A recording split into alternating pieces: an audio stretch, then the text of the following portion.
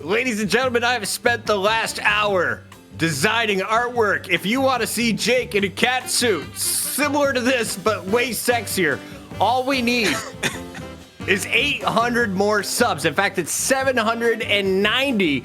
Thanks for the big drop-off. We had a 10-sub donation from Jax Libido. If you're as big as Jax Libido, drop off your own subs. If not, grab some macaroon and strap in. We got DDK and Jake bringing you some fantastic commentary.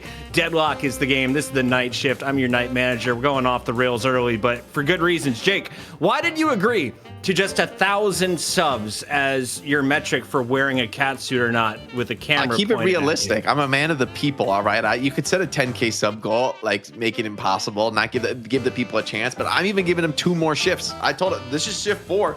You're up to shift 6. That's when I'm going to check in at the end of shift 6. If we're at that 1,000 sub mark, if your friends are not here watching the show, you get them in here, get them sub, get the primes coming in.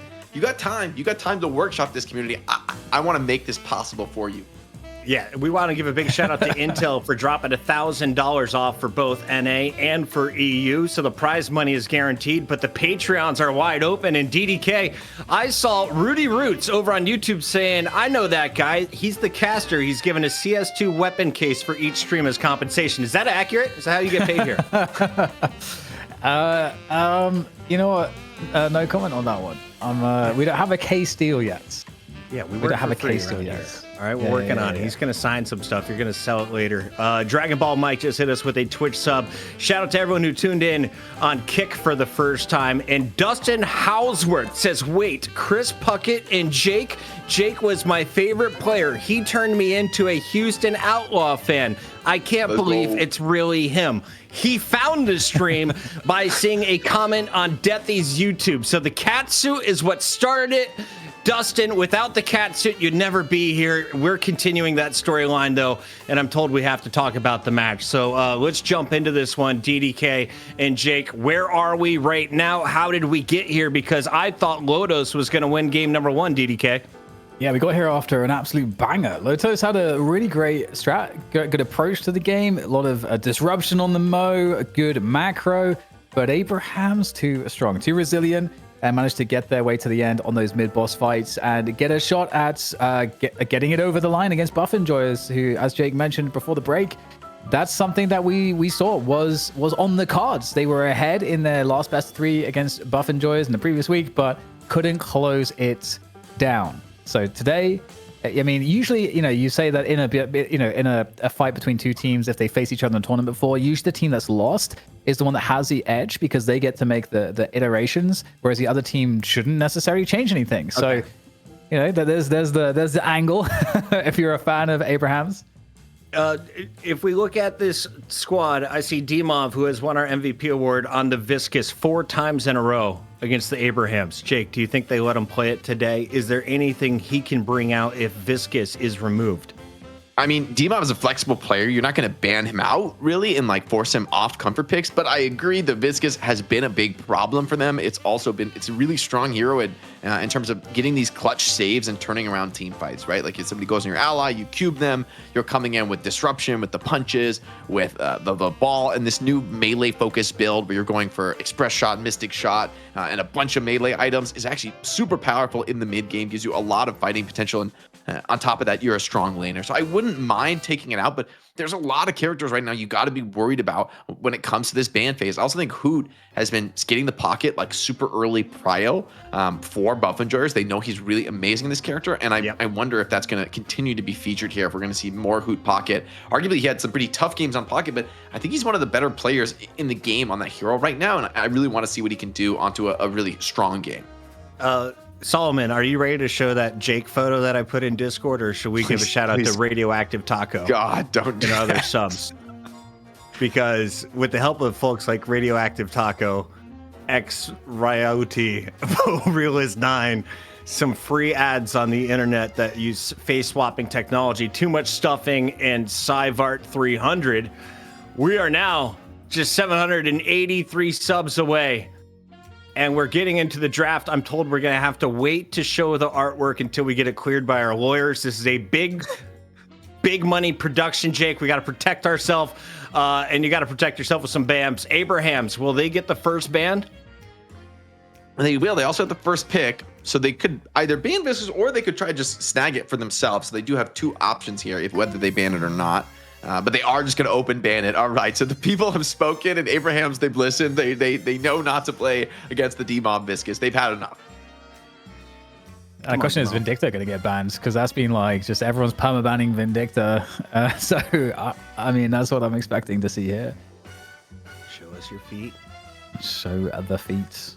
You got my whole set. Okay. Holiday. Okay. That makes sense too. You know, Holidays, as we discussed, like super high priority pick. So, but the thing is, the Vindicta, like no one's, you know, I wouldn't necessarily see Vindicta as a first pick potentially. Like especially if you're not expecting it to make it out of the bans. I don't know if teams are gonna give up the first pick for Vindicta. It's like really good, but I think you might. It's pretty good. It's pretty, and especially with the way these bans have gone. It's like crowding it. They go with the Mo Krill very first pick. That is a little bit wild to me. I guess with Viscous banned, it's one of the only tools in the game that truly saves somebody from a Mo combo is the cube.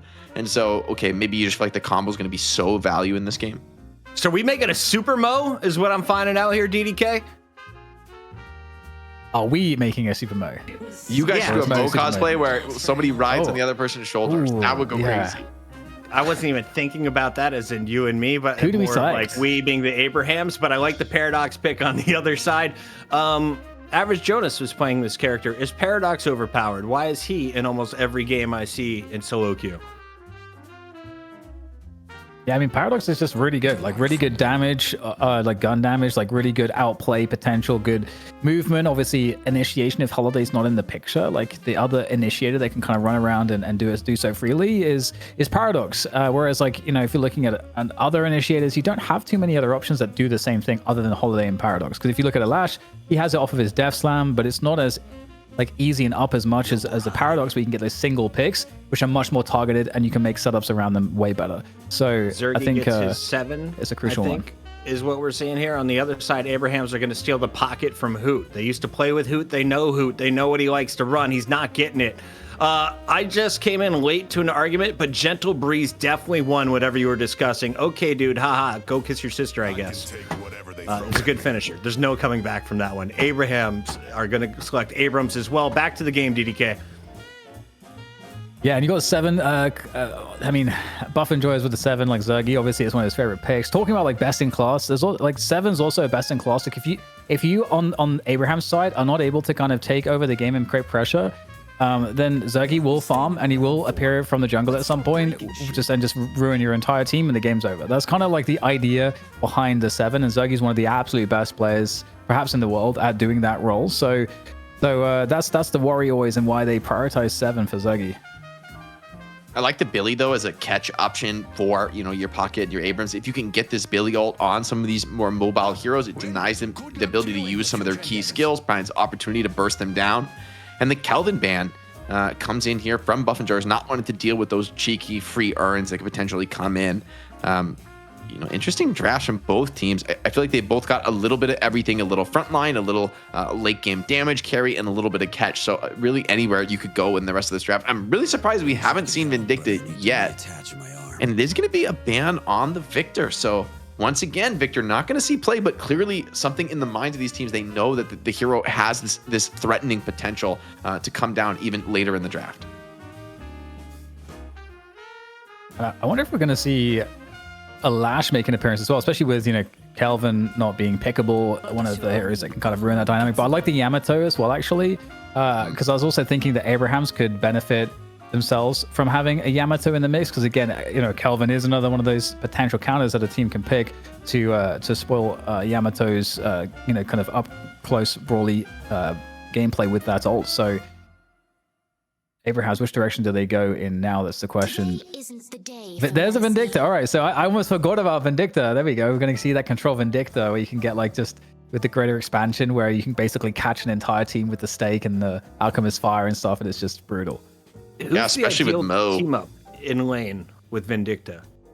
Abrams Vin is like a very classic team up, because the stake is a really strong setup for Abrams to get a free charge out and a free catch into more kills. I also like that they get the Lash as well for themselves, because Buff Enjoyers, I mean, I guess if the Billy can grab the Lash with an ulti, then it could be pretty strong. But Buff Enjoyers are lacking a hard stun interrupt right now. They could look for something here to interrupt the Lash ult. I think maybe they really need to in the next couple, because we saw last game, okay, Lash gets interrupted over and over again by the GT bird, but if you don't have a way to do that consistently, Lash ult is one of the strongest team fight ults in the game. It's a huge stun. It stacks people up for massive follow-up from teammates. You like Lash ult them into a pocket follow-up, Abraham's follow-up. Pretty much every player and every hero in the game has some kind of follow-up for a Lash ult. So definitely a scary threat here that Buff Enjoyers need to respond to with their final pick. Does Lash have a late game fall off though? Because he seemed to be the hard carry for Lotos and then disappeared towards the end. Great talent could be last locked in for Buff Enjoyers. They want to just run it back. What ABL showed you can do the last game, right? Just bird the Lash over and over again. I think this is actually a pretty strong response. Not one I'd really thought about previously, but I see the vision here. They have a lot of spirit nuking as well. Pocket has really low spirit resist, so if you do catch him with some of those, power shots or the bird, Pocket just absolutely gets blown up. Avengers, I think, still a little bit light on the control, a little bit heavy on the damage from my perspective. So I'm curious to see how this draft works out for them. In the past, I've seen they've played more control-heavy drafts that allow them to get individual pickoffs with like chain stuns and come back into these games. I think this draft, I see a little bit less comeback potential and a little bit more of a desire to maybe play from in front this week and try and come out really strong into the early game. Chad, we would like to know if you'd like to see DDK dress up, who would he best cosplay as? Which Deadlock character would look best on DDK's jawline? Go ahead, give us a side profile real quick, DDK.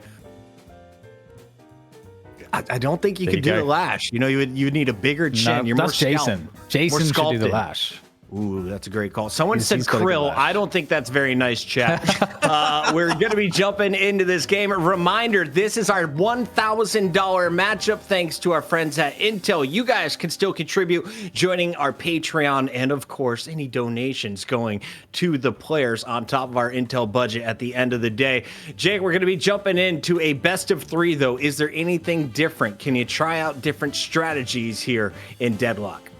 Yeah, it's a best of 3, right? But both of these teams, I think they want to come out strong, especially with the history between the two rosters that they've really traded this back and forth. I think to stake your mark on that first match and put up a big win is key, especially with Abraham's having, had early leads that they weren't able to close out. I think there's a lot of pressure really on Abraham's. Despite the fact that they lost previously, I still feel like since they came out to those early leads, they're going to be kicking themselves for those losses. They're going to feel like that's their own fault, that they didn't get outplayed, that they just made mistakes that opened the game up to Buff Enjoyers.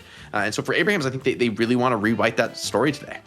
People are annoyed. We don't see any new characters. People are hoping to see a Victor, a Drifter, maybe a Mina. You're going to have to wait for NA because Hydra Nation don't give a... They will do anything we ask them as long as you guys pay for it. Speaking of paying for it, you are already 1/5 of the way to a Jake Cat cosplay where I think he is willing to do a calendar shoot for any locals in the California area. So if you got the big dono money like that, Jake, and you and your private photographer can make it all happen, here to thanks to the night shift. I was just trying to buy time. Jake is officially red. That was the goal. DDK, what are you excited about going into this game? We've seen these two teams match up 1,000 times with Hoot on both sides of the lineup. Yeah, I'm just excited to see. Honestly, I'm always excited to see Buff Enjoyers because they have so many best-in-class players, and I'm curious to see how the Billy's going to look. Also the GT, because GT we saw GT. There was an era of GT, and we saw it a lot, but it has otherwise disappeared until this week. So I love GT. I love seeing the intercontinental missiles. That is just the bird flying across the map, setting up ganks. I think that's so much fun. So I'm curious to see that dynamic. And Abraham's, I also think getting the pockets very early on as well is always super fun for me. Lots of playmaking. Pocket is one of those classic Deadlock heroes, unique gameplay. There's a lot to like. We've got another sub that brings up to 218. Thank you to ZOH3. Shout out to everyone who's been tuning in for the last decade of esports or more. If you're just finding us, this is week 4 of the night shift. Buff Enjoyers, well, they've been champions since week 2 since I've joined. Can they make it a 3-peat? It's time to find out. Game number 1 underway with DDK and Jake. Yes. This is going to be really fun, Jake. We're running it back from last week, and we're going to see if Abrahams can win, not just get the advantage, but close it this time. And so, kicking off with the early lane setups, is there anything that stands out to you? I like that it's Hoot on the Yamato. I think Hoot is this like super strong player for Buffingers that they want to play towards. They want to give him some of that carry potential, and they're going to do just that on the Yamato. Arguably one of the strongest characters in the game if you can come out to a huge lead and snowball it. You're not the best farmer, so it's hard to actually create that lead consistently, but if you can win lane and get some pickoffs, and paired with a Geist, like that's a lot of ranged nuking power. Yes, and Yamato always also like a classic early lane menace. Still, I think it's still considered maybe a top laner in the game, even though she's received some nerfs. And also, actually, another focus as well is that Vindicta Abrams combo. That's something that we've seen be a really nice combo time and again, but we just haven't been able to see it forever because Vindicta's been banned so much. Yeah, seeing ban into the server is going to be interesting to see how that plays out in the mid game. A lot of trades coming off here damage-wise. And, I mean, Hayes is pretty bad at pushing out the creeps against a wave, or rather a lane like this. So Mo is going to really take the brunt of this pressure while Hayes just tries to get all the last hits, tries to keep the farm going.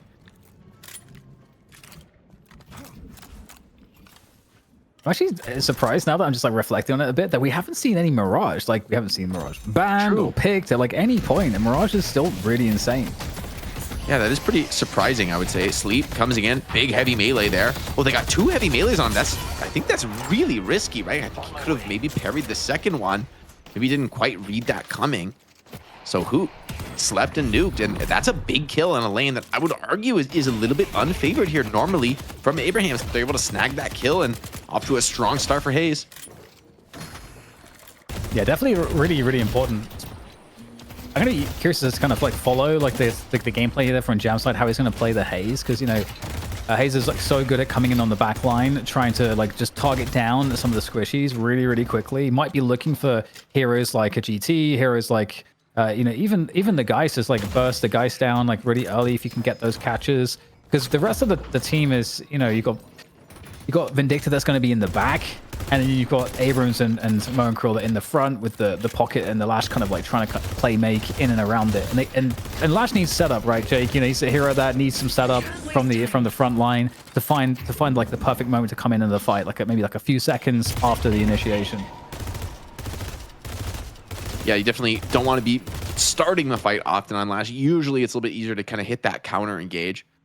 AB on the pocket has gone for an early cold front here, so a lot of nuking powers. He sneaks up on the side, wants to get close, but I mean, GT can just play at such long range. Paradox as well. It's hard to kind of close that distance, but managed to get a full nuke combo there off onto the Paradox. Does take an arrow for his troubles. And it's pretty painful too. Like if you get that like great damage early on, and it's not enough for the Paradox, like Obi-Kim in this example, to like maybe just go and die to neutrals or something and reset his HP, then it just kind of sucks because you can't really apply much pressure on the lane if you're Obi-Kim in that position. So like getting that burst damage in early is nice, and we'll have to see if ABL has a good game here. He's such a powerful playmaking player. Nice pick up there from Hoot coming in. Hoot, and I think Hayes could be in trouble there. It takes a lot of pressure. And that kind of trades things back. Like, it's one of those things that happens, right? If you give up the first kill in the lane, you feel pretty bad. But then when the counter kill goes back the other way, it's actually usually that second team getting the kills that has a bit of an edge. That being said, Jam side staying alive, probably the more important hero in this lane to be off to a good start for the farm potential. As Mo is kind of happy to just get in here and just trade HP. Yeah, Mo definitely a nice matchup against the Yamato. Like having that lockdown with the combo on the Yamato is like one of the best ways to deal with Yamato. Ooh, okay, a little bit of a scare there for Freemok with that Vindicta. It's gonna have to fall back and actually go back to base to heal. That's actually pretty annoying because there is a wave like crashing up against the tower here. So that's gonna put them slightly behind. Yeah, it's nice that you still get free souls for together. I don't think they're going to be able to push the Abrams out of lane, so I think they kind of found the timing to get the Vindicta out early. But Sap also took a ton of pressure on the Lash, so the spam, the harassment, not turning into kills just yet, really, for Buffingers, but it is creating space, creating opportunities for something else to occur. Yeah, big pressure over the fight over the buff here. The bridge buff is a casting buff there. The 7 actually picked that one up. Oh man, so big fight in the low ground. And Mo's coming in to assist too. Mo's in trouble though. Yeah, I think he's maybe gone a little bit too deep. Swap comes in as well. Do they have follow-up? Need some big melees here on this Mo. And I think Billy is going to be able to get this one chased down dead to rights. Mo in real trouble needs to find some sort of a cheeky parry here, but just not happening against players of the Buff Enjoyers caliber. Oof. And you can do some really tricky stuff with Billy as well, because a lot of players like the anti, like, you know, to play against Billy's style with the just wanting to melee, because you have an ability where you're actually getting like a essentially buffing your damage and so on, or creating a debuff with that melee.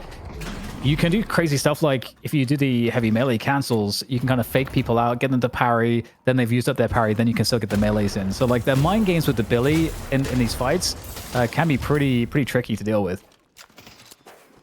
Yeah, mid Guardian down though, pretty painful for Hayes, right? Who might struggle to get as much farm. Maybe they can just fall back, do a lot of box in the mid lane, but the key problem for that is it opens up rotations. If Hoot and Sharik want to get more active, want to put more pressure on elsewhere on the map, they have the freedom to do so while leaving one pretty safely farming in the mid lane.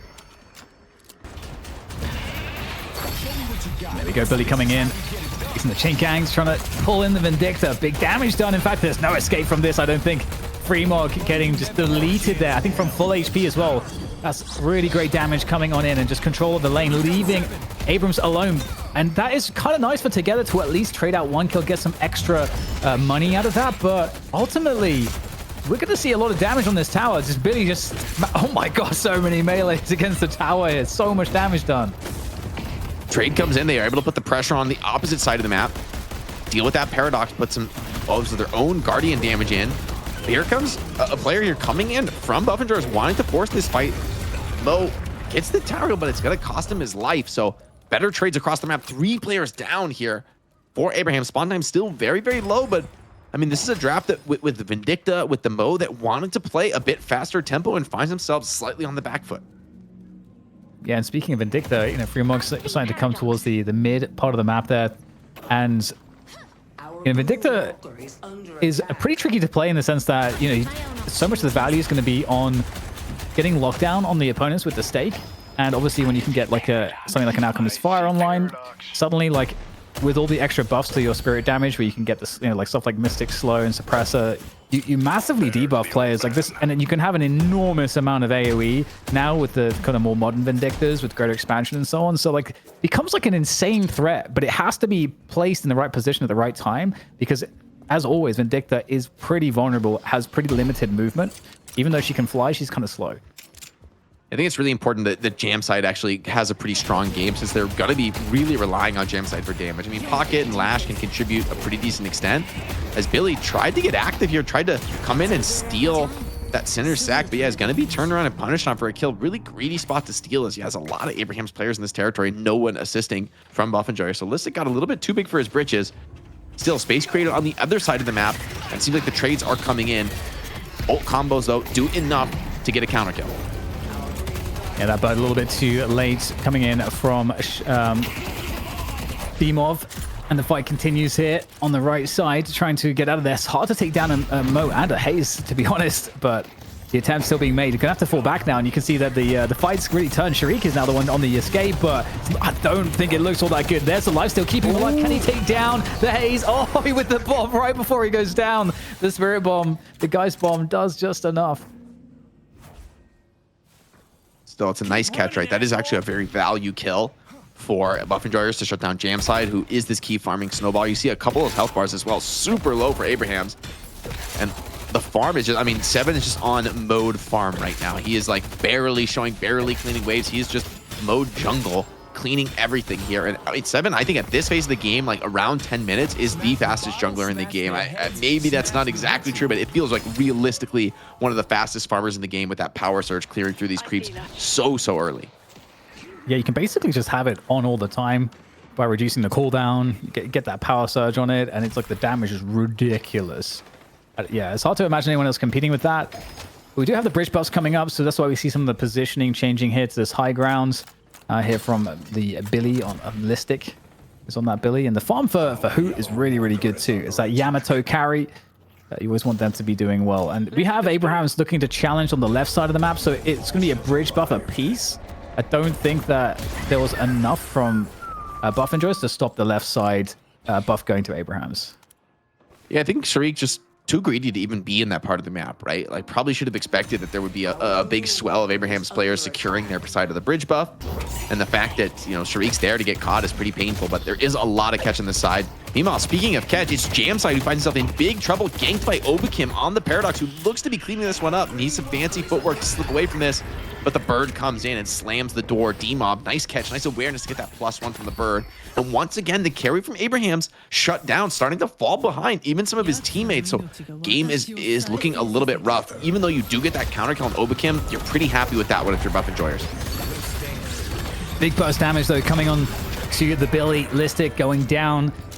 Really good disabled though as well. You know, you got Saf in there with the ground strike as a follow-up, so pretty hard to get out of that position. The Crow annoying as ever.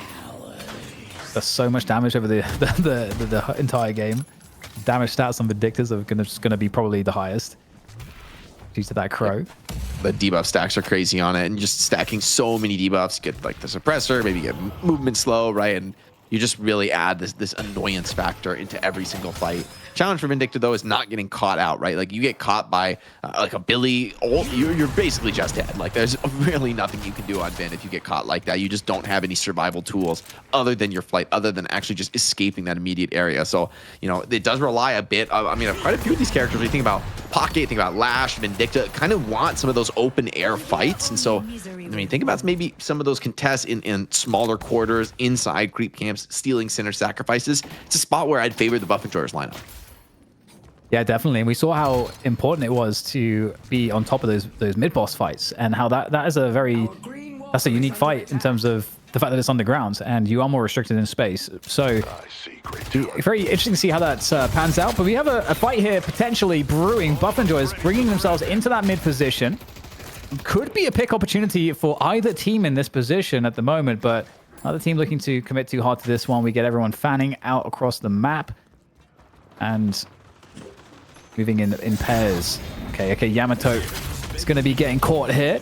Hoot, though, able to get out of there. Hoot, the most recent addition, replacing Mikhail S, the legendary Mikhail S, taking a back seat. I believe he's focusing on studies for the time being. I think buff enjoyers just want to ward off any potential pressure on this mid guardian. They know that full HP mid guardian is actually a really valuable resource here. Keeping a very accessible shop up on the map lets you play more efficiently, lets you keep your souls on the map more easily. And it's also that bulwark, a position where it makes it a little bit harder for Abrahams to get some of these deep rotations. So I like the prio from buff enjoyers saying, hey, if you want this guardian, you're going to need to win a team fight for it. Again, there's a lot of players here for Abrahams in the mid lane. 2 players on the right for Abrahams. Wave clearing. And this might be a moment for buff enjoyers to find a pick potentially. Paradox not in position. They'll spot Lash. Lash is able to get away on the right side. So far the tease coming in from Abrahams, but nothing too easy in terms of catch opportunities for buff enjoyers. And Paradox does have that. Paradox will swap up. Obakem is likely looking for it. And there's the bird being sent across the map. It's going to find somebody. Oh, a couple players. You know, lick of damage on both of them. But again, giving the respect to buff enjoyers. 7 being ganked right now. Yeah, Mo on top of him does get the combo, has the stun on him, but I think the damage may have been done. 7 just trying to rip the ult, trying to zone away. Is it enough? Putting a lot of damage down, and yes, the assist is there. D-Mob with the arrow, burst down Jamside. They save Zergy, bailing him out of trouble. D-Mob, fast rotation there, and the punish is brutal. Both of those players attempting the gank are going to go down. However, at least for Abrahams, they are able to grab that mid guardian, so a nice consolation prize. And this is a problem, though, because in addition to getting those kills, we've got this massive pressure on the right side. Walker, I don't know that this will be, the defense will come in time to stop this from going down. In fact, it looks like it might just. The info was there, and they don't want to risk every single player for a Walker at this stage. They got it really low. But there is another fight there. Abrahams able to get that charge on to the 7, taking down Zergy. Really well done. And Obi Kim fight now. He's going to be stuck by himself on the rooftops. That's not a good look, but in comes Billy Listic to save the day, looking to try to keep his teammate alive here. Obi Kim makes it out. He's still on the roof doing damage on that Paradox, and he forces a complete rout. A lot of players low for Abrahams. Jamside doesn't want anything to do with the rest of this fight. It's just going to full kite out. Lash and Abrams as well, also pretty low. So despite the number advantage, I think the buffs are actually going to go to buff enjoyers. Spear buff on the other side of the map, uncontested. So Vindicta is going to be able to grab that one too. the very least, Buff and Jerry is going to be able to push out this side lane, pick up the Urn. Was that a casting buff too for Vindicta? That's nasty. If so, Yeah, that's those nice. crows are going to hurt. And yeah, that was interesting because the walk on the right side did still go down for Buff and Joy, so that was a pretty big win for them. 7 in trouble, but yeah, going past that threshold into the room with the Vindicta, not realistic. You know, 7 actually pretty scary fighter. Also has gone for quite a defensive build here, right? Has a couple key defensive tools here that are going to make him a little bit of a harder target. He knows how much pressure there is on Abrahams to focus him down and trade him in the fights. Also, how much farm is on this 7. Kills on the 7 are so valuable to Abraham. So I like that Zergy is kind of invested heavily in the defense, insurance against those incoming ganks. Yeah, the urn getting dropped here. You've got a response from Abrahams trying to prevent it from getting deposited. And there we go, the lockdown coming in from the Vindicta. Maybe not even required. So much damage so very quickly. And Abrahams are going to fall back a little on the positioning. Now, Hayes still farming up. In the meantime, Jam side, 15k souls. So reasonable. You know, with ABL at 19k, there is parity between these two teams. 91k overall in terms of the total soul differential. So I don't think there's any, anything that's too surprising, anything that's too worrying for either side. Although you might want your Haste to be a little bit further ahead. Yeah, the game's just a total dead heat right now. Soul lead, essentially nothing. Both teams pretty even. The biggest advantage I would say on the map right now is that Buff Enjoyers do have one walker down, but right now, Abrahams are in an invade position. They're stealing up a couple jungle camps out of the other side of the map, so generating what lead that they can from the position they're in. Not wanting to give up this undeposit as the fight gets set up. In fact, it looks like they are committing Abrahams moving forward with the urn to try to stop this from going down. And there's Zergy on that Cloudstorm. He is very, beautiful combo to get the disruption there to try to control the fight. And you've got Buff Enjoyers here that are looking so good in this one. Together's going to go down real quick. Insane on that Mo is also so weak. So this has been a perfectly handled scenario for Buff Enjoyers. A key moment, I feel like, in this game. Yeah, you're able to jump in and burst down the 7, but not before you got a lot of damage off in the ultimate, and the rest of the Buff Enjoyers were just lying in wait. It's going to be a free walker for Jam side, who's going to be pretty happy in terms of his personal farm game. Getting that solo on the walker is a lot of resource, and Buff Enjoyers are going to gamble everything, gambling this tiny lead that they have on a mid-boss take. I think very likely the Abrahams come to contest and challenge, and they're a little bit low to a little bit late rather to the fight, so Urn is already dropping. Yeah, there's no affliction or anything like that. There's the Death Slam, though. It's going to come out here from the Lash. Is there... Oh, they're going to get every single rejuve Buff Enjoyers. No denial from Abrahams. They're like half a second too slow on that attempt there for the dive parry, whatever it might have been for Saf. It wasn't enough. It wasn't quickly enough. And with now this surge of players from Buff Enjoyers, they're looking to make good use of the rejuice and the player advantage by just pressing that mid lane. And they've got a lot of farm to fall back on, too. Saf's just like seconds too late to that. I think even if he goes for the Death Slam there, he's not going to get it off in time. He's going to give up all the rejuve charges. Even he might get a big slam, but if you give up those rejuves, I think it's the right move to go for the parries there. Just painful that it doesn't go his way. Zergy starting to get online. Like the next 6k item, you're looking at real trouble. He might go for a Boundless. He might look for even just like an Escalating or an Infuser if he wants to play a little bit safer.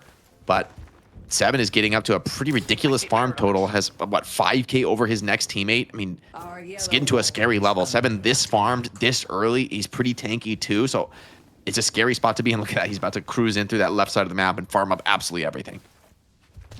Yeah, it does feel like it's starting to get out of control. And just with all the rejuves as well, it makes it hard for Abrahams to create pressure that would then force Buff Enjoyers to be scared of something or to force them to just react to Abrahams, because Buff Enjoyers have the soul and rejuve advantage for the fights. And so this is really scary territory, because what all that means is that Zergy gets to do more of whatever he wants. And here he goes, looking to just force the Mo all the way back. And the E-shift. Rough. I'd love the E-shift actually by this game. It gives you that instant dodge on a lot of these really deadly skills, and means that, this idea of jumping on the 7 and bursting in burst, pretty unrealistic. If he can get an E-shift off, he's gonna have a ton of time for his teammates to come in and support that. So great pickup for the game for Zergy. Fight getting started though, this time on the Billy, who's bitten off more than he can chew. They're taking that fight in the low ground, and even with the rejuve, I wonder, I don't think the support's coming in. Billy's just alone into this one. Yeah, it's a really big find. Billy's doing so much damage though. It's like kind of scary actually, but in the meantime, response from Buff and Joyce, it's not to help Billy, but it's to look at these Guardians, Space Guardians, see if they can threaten them. Don't think they were able to take them down. In fact, it's actually pretty impressive and good for Abraham. So they haven't lost this mid Walker just yet. He wants a combo so bad. He's clicking it, but he's a little bit out of range. Mo now in a bit of trouble. Gets caught with a stun on, can't really cast during this. 7 still healthy, still tanky with that E-shift. Abraham's not even trying to get the kill on him, but with these 2 rejuves up, I mean, this is a really scary fight for Abrahams. They could get routed. Missed the trackball. Yeah, ready to go, and we've got the dance across the map with the urn here, looking really nice for Sharik. Looking to try, I mean, is there anything to stop Sharik here from Abrahams? I don't really think so. They're going to make an attempt, but he's able to get it down in time. A combo comes in. Sharik still up and alive? Where's the damage? You got support is going to be coming in soon here for Buff Enjoyers. Sharik dancing away. If you get down into this pit, then okay, yeah, man, it's just a little bit too close. Has to go for that turn. Remember, he still has the rejuve, so yeah, you're clipping off some of these rejuves bit by bit, but Buff Enjoyers are happy to take the trades around the map here. Yeah, able to be a bit more aggressive. Now they're going to take that mid walker. They're going to keep the fight pushed forwards, and that's going to force Abrahams back into the base. HP low for both sides here, but one reju still available. Oh my god, the flying strike really absolutely sending it straight into the base here, but that might be a little bit too much. But the reju, as we mentioned, still 1 online, now none online. Charge into the Yamato, who gets annihilated, and there's no one other frags to find, I don't think, on the retreat, but that's something at least. It's like the buggiest skill in the game is the Yamato dash. He did not want to get launched that deep into base. No chance. It's just way overextended, but I mean, arguably not really his fault. Now, you want to look for more. The Phantom Strike here. Abrams has prioritized getting this up very early, and now it's paying dividends. Billy is in a bit of trouble. Maybe that bounce away is enough. Getting him back to the safety of the walker, that resist. Just a bridge too far for Abrahams. These are a couple nice counter kills. I think they played the reju of imbalance really well and kind of minimized the losses, but still, you're facing down a 20k soul lead who coming back in on the Yamato, has that ultimate online soon, and now 7, I think, is becoming a bigger and a bigger problem. With that E-shift online, I'm not sure what the answer is for Abraham's. Boundless as well, so now he's not only very hard to kill, but he's too dangerous to ignore, so Zergy gonna be really the key player for the next few team fights. Yeah, and especially those mid-boss fights, which invariably we're in that territory where a team fight can end up into a mid-boss fight when it respawns. That's I don't know how they manage that, and so we'll have to see what they can create. They might be able to get some key catches. Looking to go for a fight in mid here. Let's see the swap coming on through. But that's gonna be Fremont dead. That's a great pickup for Buff Enjoyers as they keep the pressure on across the entire map. Every lane pushed. Yeah, Jamside thinking about farming this wave, but he's got to be careful. Showing on that wave, a little risky right here. Buff Enjoyers have the cutoff on Haze if they want to look for it. Looks like they're invading deep into that. And a catch on the backline as well. Pull in deep. Flash in trouble. Has to rip the ultimate, but yeah, no chance to get that off. The damage is there. Great follow-up from GT and Yamato. Insane spirit nuking. Just carving through that lash. Oh my god, wait, this Billy goes crazy with the gun damage. Yeah, it's no joke. That melee damage pretty nice as well.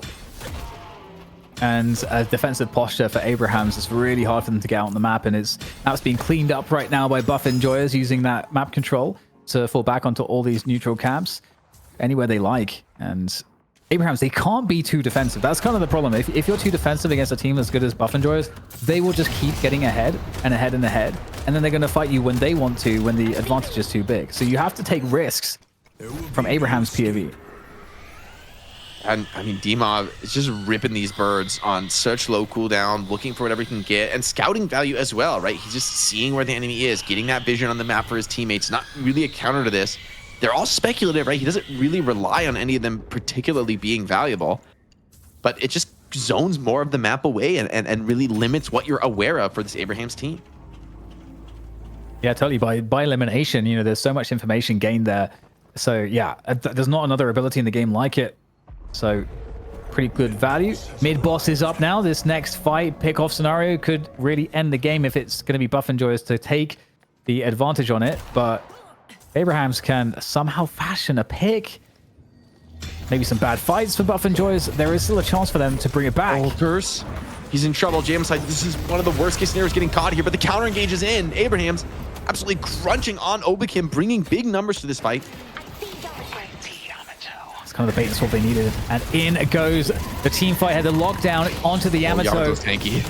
Yeah, I can't quite finish him off in time. Who is a dangerous player on that Yamato? Is going to be able to catch the most. Saint has been eliminated, and it's going to get worse from here now. Look at the damage coming on through onto Together. He's trying to survive here, trying to stay up, trying to dance around the fight. Death Slam coming on through to try to edge this fight over towards Abrahams, but they're getting real low. They've managed to get a pickoffs, key pickoffs. 2 players left, but it is the most dangerous players, Hoot and Zergy for Buff and Joyous. They might be able to 2v4 the remainder of Abrahams if Abrahams are not careful.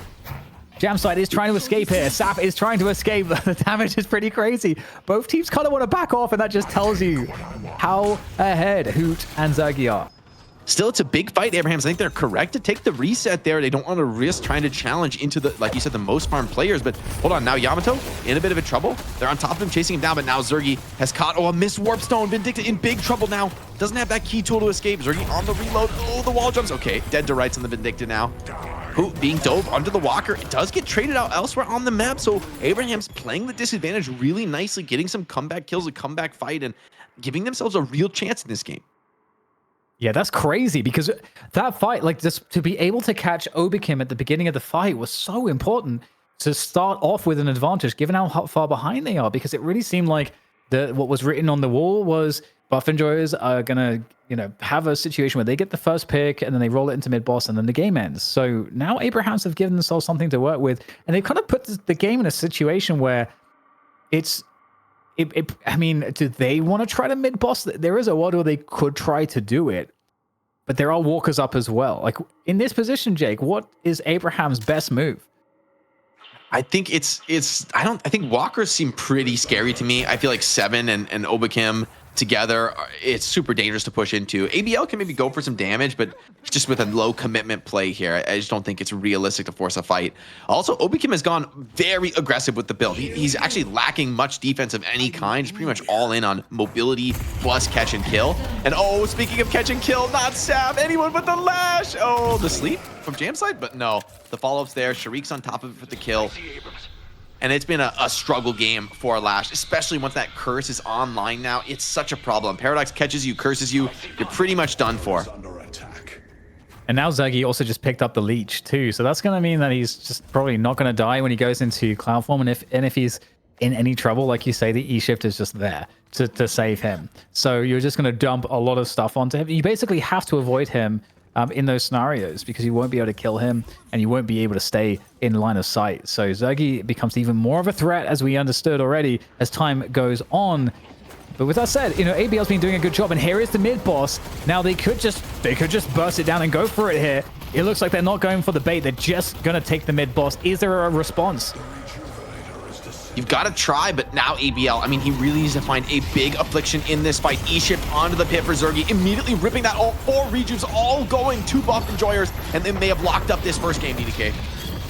Yeah, I don't know how they managed to win this one. Obviously, one of those reincarnations will get used by Obakim, but 2 players for that cost is not a good exchange. That's a bad trade. ABL going down as well. Maybe the most important player at this point in terms of the carry for Abrahams, and it's just a complete decimation of Abraham's roster as they fall back on the map. And yeah, it feels like at this point, it feels like too much of an edge to overcome. Yeah, these rejuves could be backbreaking, especially on top of the huge lead, and Jamside's going to be going down here. Surely he can't play his way out of this unless he needs a perfect escape, needs a perfect dodge, and actually, hold on, might be getting out of this, but no, Sam once again, the Lash, the one to be punished for his teammates' sins. Waves crashing, Urn being turned in as well. Buff Enjoyers are doing everything they can to just lock this game up. They're clearing all waves at the same time. Wouldn't be surprised to see Yamato even push left lane. No, it's just going to prio getting straight into the base and dealing that damage, but Obakim making sure that they're across the board, their waves are in good positions. Yeah, it's looking real rough, but I mean, Abraham's, like, they honestly, they did a great job in this game, making, like, just preventing Buff Enjoyers from extending their lead. And we were kind of just totally balanced for a long time. much longer than I actually expected. At various points, I expected Buff Enjoyers to like get ahead, further ahead, I should say, off of their advantages. But a quick counterspell for Zergy to deal with, whether it's the Lash ult, maybe he could, get it off in the pocket ult. Going to be pretty potent in this fight. So a lot of counterspells probably on the Buff Enjoyer squad. And this is classic Buff Enjoyers. They're going to go back. They're going to clear the whole jungle. They've got time on this rejuve. There really is no reason for them to actually push and end right away. This not only secures the game and prevents, like, even if you do lose a team fight somehow miraculously, there's not that much farm on the map for Abrahams to take. And, you're still going to be able to push before the rejuve expires. The Owl ensuring as well that the Abrahams players are in their base. They're not trying to get up to anything fancy. Oh my god, the damage. That's like 1,000 spirit damage. I mean, Pocket is just zero tankiness for something like that. So it is a particularly vulnerable character to get hit by the Owl with, how vulnerable he is to spirit damage. But this feels like it's kind of Pocket against the world. Jam side on the Haze, just can't really stay in and deal damage. And here's a catch immediately onto the Abrams. So tanky, he has all the tanky items, and that's enough to get him out for now. Just barely though. Has to go out the safety door, and now we've got the forced fight into the base. Buff Enjoyers looking to end it, and just, that's ridiculous. He's warp speed. He's warp speed. Death to my enemies. It's coming. So much damage, and there it is. The E shift in the pit. And there's just nothing to stop this. The patron is melting there. Abrahams are going to lose map 1 against Buff Enjoyers. Buff Enjoyers looked so good. And I honestly, I was thinking when we went into this, Jake, that maybe the ban is to 7. Because that's the thing where, like, if the game is close, you're still going to lose because of Zergy on the 7. I mean, they prowed it super early this game. I think in some of the previous days, right? Zergy got like a really low prio on his pick, so he ended up getting on some very off-meta carries. But this game on the 7, he shows what he can do with a top meta pick. Like, led the game pretty much from like minute 10 and just never gave up that lead. I think the build choice was really strong as well from 7 this game. Like, did not go greedy in the early game, right? Went very conservative, very safe with the item build, knowing that he's going to get targeted in all those early fights. They're always going to come for him. So he's able to actually participate and help in the early game. And then at some point, right, he's just at, 40, 50K souls and just completely out of control. DDK, should we ban trackballs?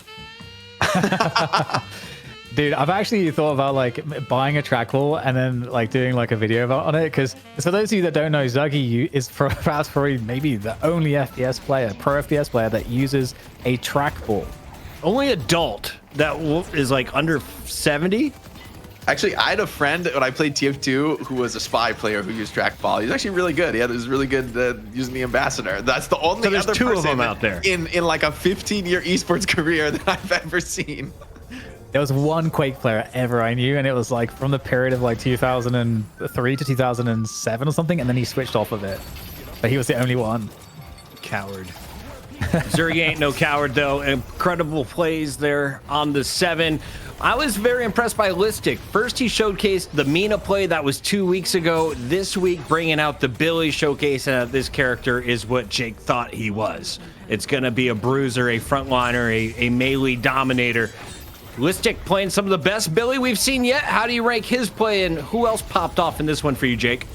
I think that's a great call out for Listic. I mean, I think Listic was a key player for shutting down Saf and Fremont this game, like catching them with those Billy ults, shutting them down early. And although you have damage on other players for Abraham's, like, that's your team fight. You need those players online to really be able to take a team fight, try to control people like the 7. But, I think just the execution was way too good from Buffman's this game. The pickoffs from Obakim, thick and fast. I thought Dima was really nice from the GT as well. Was always where he needed to be, whether with the Owl or just in position to drop some big guided arrows. Some people were very confused. They were like, isn't it Abrams? Yes, the Abrahams had Abrams. It got a little bit weird there for a moment. Guys. In the meantime, big shout out to Metro dropping 450 viewers our way. Thank you all for stopping by. This is our very first day having a sub button over on twitch.tv. DDK, if they have Prime, what should they do with it? How do you make use of your Amazon Prime? I don't know, Pocket. What new Deadlock channels and amazing shows could they use that on? I don't know. Maybe a night shift, Jake. That's where I would spend my free money. In the meantime, big shout out to all of the new viewers over on YouTube as well. I saw at one point we were up over 2,500 across all 3 platforms. We're on Kick, YouTube, and Twitch.tv. This is only shift number 4, and it's getting better every week. The Abrahams, I should say, not looking their best in this first game. How do you not lose by 35K, Jake? I mean, this is a tough one to swallow because in the last games, it feels like you're losing ground, right? Compared to last week where you were up in a lead and okay, maybe you got, Buff and George played the comeback on you. Maybe they played some nice fights and outplayed you there, but you had a lead, you were winning the early game. Your draft was probably pretty good that you were there in that place. Now from a game like this one, it's tough to come back from because you feel like you're losing ground relative to last week and you weren't able to get the win then. Like, why should you be able to get the win now? So this is a real test, I think, for the players as like leaders on this Abraham squad of how do you mentally reset? Like, what do you make the changes on? What are those game time calls that come out here to make the shift that actually gets you the win? I think actually target banning the 7 or stealing it away may be important. I think maybe that was a bigger part of their success last week than they realized of forcing Zergi onto some off meta carries. Let's take a look at the numbers when we have them. I think Listic popped off. Big shout out to ZP, one of our casters, alongside Jason Kaplan. That'll be joining the show for North America coming up next. But DDK, I have a feeling we're getting 3 games out of the Buff Enjoyers and Abrahams. It's not another 2-0 dominance like we've seen in the past because Burt Dangle is here cheering us on, and we are only 800. Make it 770 subs away from Jake being a cat maid live here on the night shift. It's going to get weird with your support. With that said, let's talk about the numbers that mattered. What do you see from EU, DDK? Who popped off? Yeah, I mean, it's obviously hard not to thanks, Tony, throw it to Zergi, and for me, at least personally, with the MVP because he does his role so incredibly well, and I think like Jake highlights it, he didn't go greedy to do it. He did it in such a way that he has good pacing with the game. He's able to be defensive, and it's not as though his opposition doesn't know what he's trying to do. So he's able to still come out in what is otherwise a very even game, and he is the difference. And that's his job. His job is to do that, and if he doesn't do that, they won't. I mean, Abrahams would likely win the game overall. We just got 10 gifteds from 2 different people, like simultaneously. October Wow with 10, Gosu Ninja with 10, and October Wow also with the personal tier 3 sub on top of that. Y'all are going Are you crazy. saying that cat made costumes on you sell, Jake? Because we only mentioned it like one time. It's looking more and more real, man. I'm getting more and more scared, guys. October Wow just added another 11 on there. October, we love you. Thank you for the love. This is our first night with the sub button as we ramble about the video game you love. We appreciate all the support. Dumb Duck 1547 with 5 gifted. Can we take a moment and talk about how Dumb Duck is amazing? Dumb Duck, 2 episodes ago, challenged a player to bust out the new heroes. They did so. The Billy was not pretty, but he backed it up with $150 after saying $100 if you win with Billy. Didn't get the win, still paid out. Vinthalis, thank you for the sub. Thank you everyone who's supporting us here on the Deadlock Night Shift. It's episode 4, shift number 4. We've got the best team from Europe, the best teams from NA, and DDK, we just got a whole bunch new subs. So while everyone's celebrating their new emotes of ZP's butt, let's take a look at where we're at in the tournament real quick before the break, Solomon, if we can. We are in Europe. We're going to North America. ZP is going to show all of his face. All of the cheeks will be on air for Melee Creeps and Lil Troops. We'll also have Jason Kaplan joining us for Hydra Nation, making their return as the title holders. We're going to a break now. With that said, it's Buff Enjoyers on match point. Abrahams trying to force a game 3. After this, it's Night Shift, brought to you by Intel, supported by Chiseled Jaws of GDK and Jake. Meow, baby. We are back here on the night shift, shift 4, and that could be our own Jake Lion in just 1 week. You guys could make it happen as early as next week. We double checked on Amazon. These things are ready to rock. The cat maid suit is ready to go. And thanks to you all, we are now under 700 subs for making it happen over on Twitch.tv. Welcome to night shift number 4. Jake didn't think 1,000 was possible. He threw out a number with 4 digits, got a little cocky. The Deadlock community is insane, though. I mean, this is just the European portion of the show, DDK, and we're already at 300 subs on our opening night. Crazy. We love you guys. Obviously, your support means the world to us. And man, what a hell of a show we have here today so far as well. This grand final has been crazy. Jake, would you let him rub your tummy? How many subs?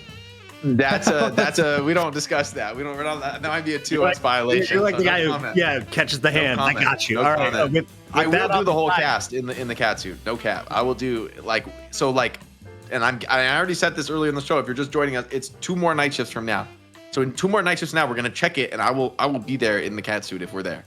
If we get 1,000 subs, that means we are paying our producers, we are feeding the observers, and we're up and running for a few more shows. So thank you all for all of your support.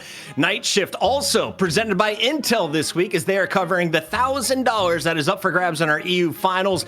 Buff enjoyers have been collecting all of the money. They've been spending some of it. Hoot, though, has not purchased his own sub. He even has a free Prime sub that he hasn't used on the channel. Do we love Hoot? Yes. Are we annoyed that Hoot hasn't done what he should have done by now? A little bit, but will we forgive him with the MVP performance? 100%.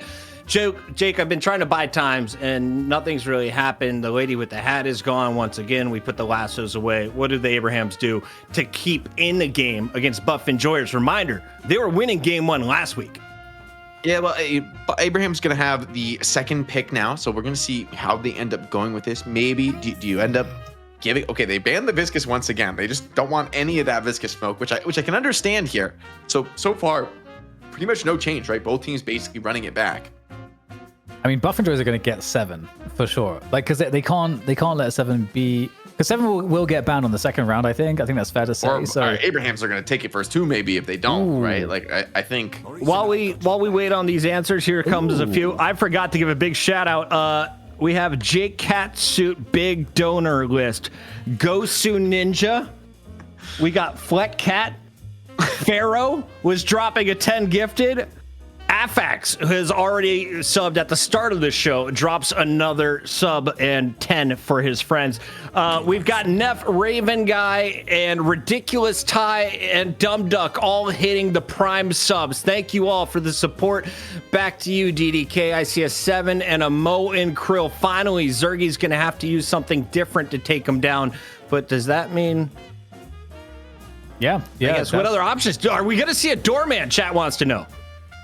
Well, we'll see presumably something like Zergy is going to be on the heroes that farm and can be left alone. That's kind of like the style that he kind of performs best in those types of carries. So that's kind of the archetype that Zergy is on the team. But of the rest of those, I don't think they're high priority that we would kind of see Zergy be high priority on that in the early stages of the pick ban here. No more hiding. Sammy Snake, I saw you. Thank you very much for the sub. Jake, what are you witnessing? Paradox 7. You got some heavy hitters locked in early. What do you go next? I mean, right now they're basically draft swapping, right? From game 1, they're like taking each other's drafts, which theoretically should be really good for Abrahams, right? Like we were talking about some of the big problems being posed to them by Paradox and 7 last game. Again, Buffinger is saying, hey, we can do what you can do. We'll just do it better. We'll execute it much more cleanly. And okay, I guess it's literally a team swap so far. Can we confirm this, Solomon? Do we have the right teams? Or are they trying to just run it back and get weird with the last 3 picks?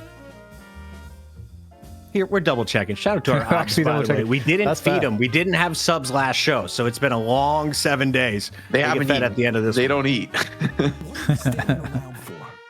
Okay, yeah. Pretty similar. Okay. I also saw a big note. This is accurate, says our producer. For real? Thank you, Solomon. So we're going to see kind of a flip or a mirror match that's not necessarily a mirror. DDK, do they have the same skill set on both sides of the ball in this fight? These are the 2 best teams from Europe that we've seen so far in Deadlock. Yeah, I mean, with Buff Enjoyers, I think overall you're going to be probably looking at a grouping of players that have highest skill ceiling or like a greater degree of versatility. But I don't know how much of a difference that will make in this particular case. Because, for example, okay, so we're not going to see the Yamato. So this is the deviation, right? So the Yamato was picked alongside Billy, Paradox, and 7 by Buff Enjoyers in the previous match. I mean, I do think that it's pretty interesting to see the drafts go this way because it means that both teams have very similar ideas about the game, right? That like, okay, like if you have first pick, we're just going to go for this first three. And if you have second pick, we're going to go for these first three. The fact that the two teams basically make the same choices in opposite positions says to me that they really have a similar draft. This is the ADP right now. You just got to go with the average draft placement and move on with it. Top players. This isn't fun, Europe. Listen, we're trying to get to a game 3. Buff and Joyce, can I see a doorman? Can you show me some more Mina? Can we get Paige in the mix here? Let's get weird. Victor has arrived. Ladies and gentlemen, the new heroes, the new characters are in the game, and DDK is all smiles. Yeah, I was like, obviously that of course made sense. We didn't catch it because Yamato got banned in place of Victor. Victor was that ban previously. That's why we didn't see Victor, but now it's been opened up. So, and Victor's like kind of, yeah, it's kind of like a mega carry, you know, if you get late into the game. So I could see Zergy playing Victor potentially. I feel like there's a world where, I don't know, I'm not sure. Actually, Wraith maybe makes more sense. Right? Yeah, get excited for Victor. Go ahead and use that prime like Zergy, for sure. Just did. Jake, we've got 2 more picks, a Wraith and a Victor. What do you do though if you're the Abrahams to close things out? I think they're maybe looking for a little bit more frontline and catch. Okay, they grab the Geist. I wouldn't mind seeing a little bit more control here, a little bit of a prio, I guess, on some more lockdown. They have a bit maybe with the Billy. Maybe it is enough. I guess that being said, you can kind of go any which way with this last pick of the draft. Maybe something defensive. I would like to see something that can tolerate some things like Mo Krill. Maybe a hard stun to break the Mo Krill ulti as you're lacking those a little bit. And Ivy does bring that. Ivy is always kind of the pick that we. It's always a safe finisher, right? Kind of a little bit of everything, a little bit of global presence, a stun. You can break some of these ultis. People were saying that 7 is really good against Victor, and I guess I see the vision with like the 7 ulti, like zoning people away, and Victor can't stand toe to toe against it. However, I'm a little worried because and the Page comes in too. That's really interesting.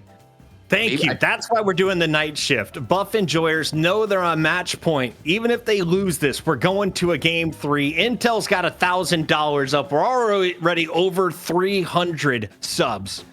We're going to keep it rolling. Shout out to everyone in the chat for the support.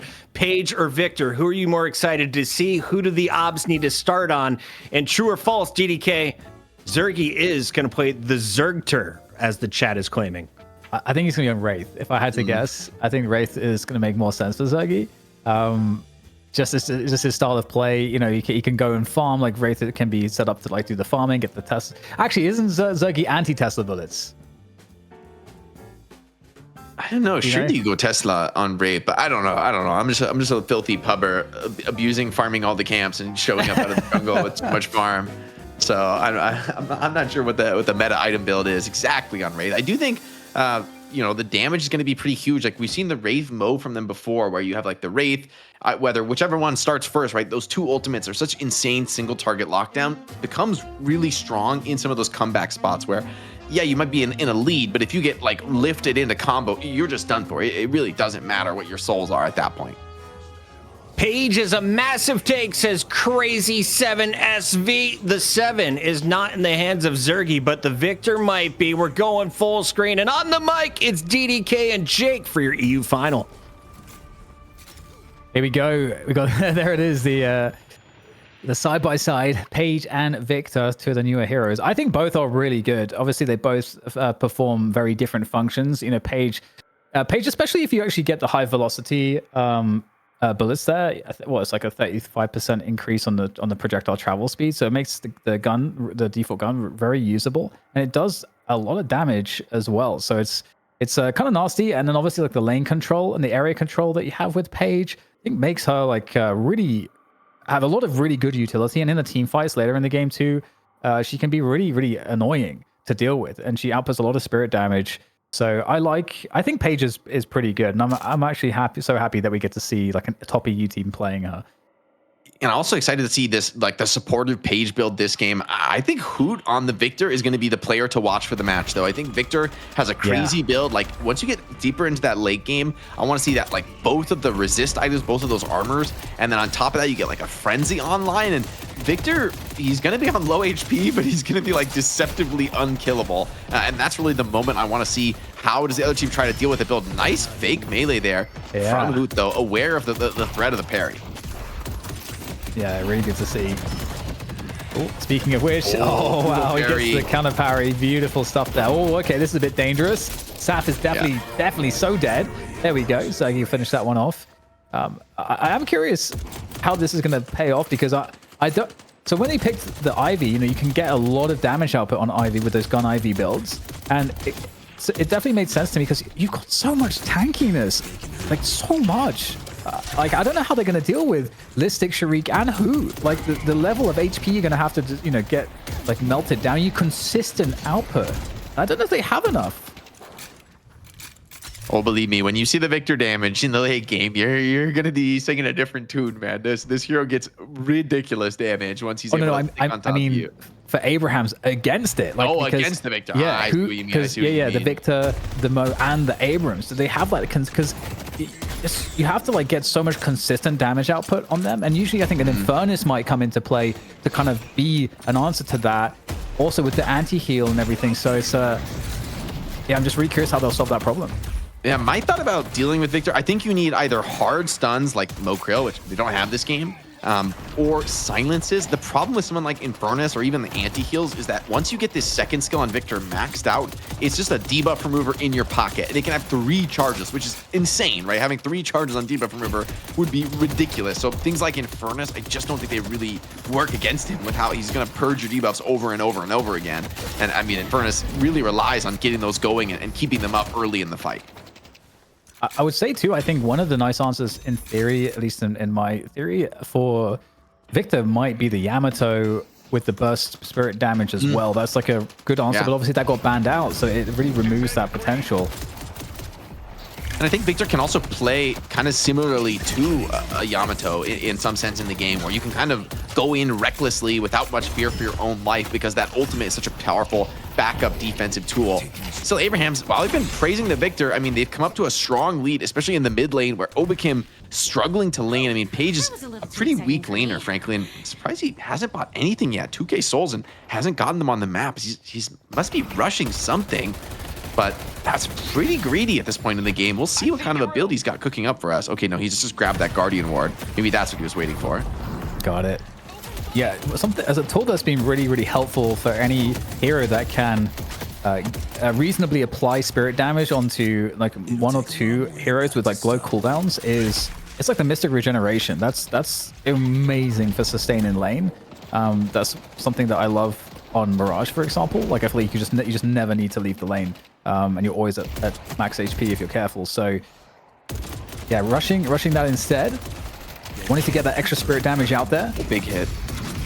It's a nice hit with the pain battery, even dodges. And now maybe the tempo is going to swing again. And I mean, this is a Wraith laning with you. Wraith is one of the weakest laners in the game. And so for like to be winning a lane with a Wraith is actually huge. And I think speaks to some of the power that Victor offers early on in the laning phase. I'm kind of surprised teams even let Victor go to the second ban phase. Like maybe you're worried about that pocket matchup since you can't debuff remover the pocket ulti, but I feel like this Victor is going to do huge things here for Buffajors if he gets online.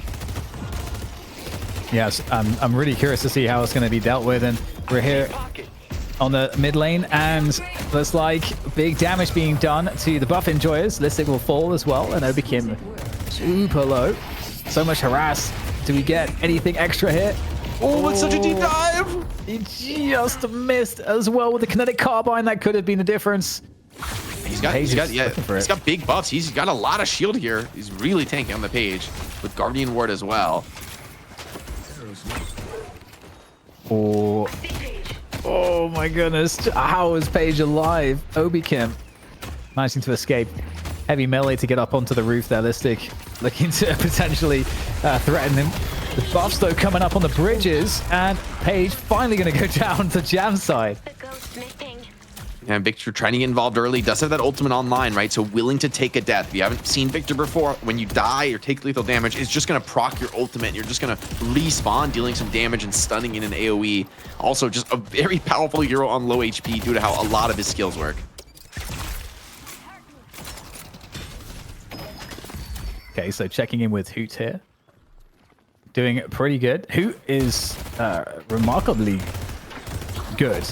It's like considered by many to be maybe the best player in Europe as well. So to have him on the Victor is a scary prospect. There's that kinetic carbine connecting up onto Mr. Listic, Mr. Abrams himself, I feel like, in Europe.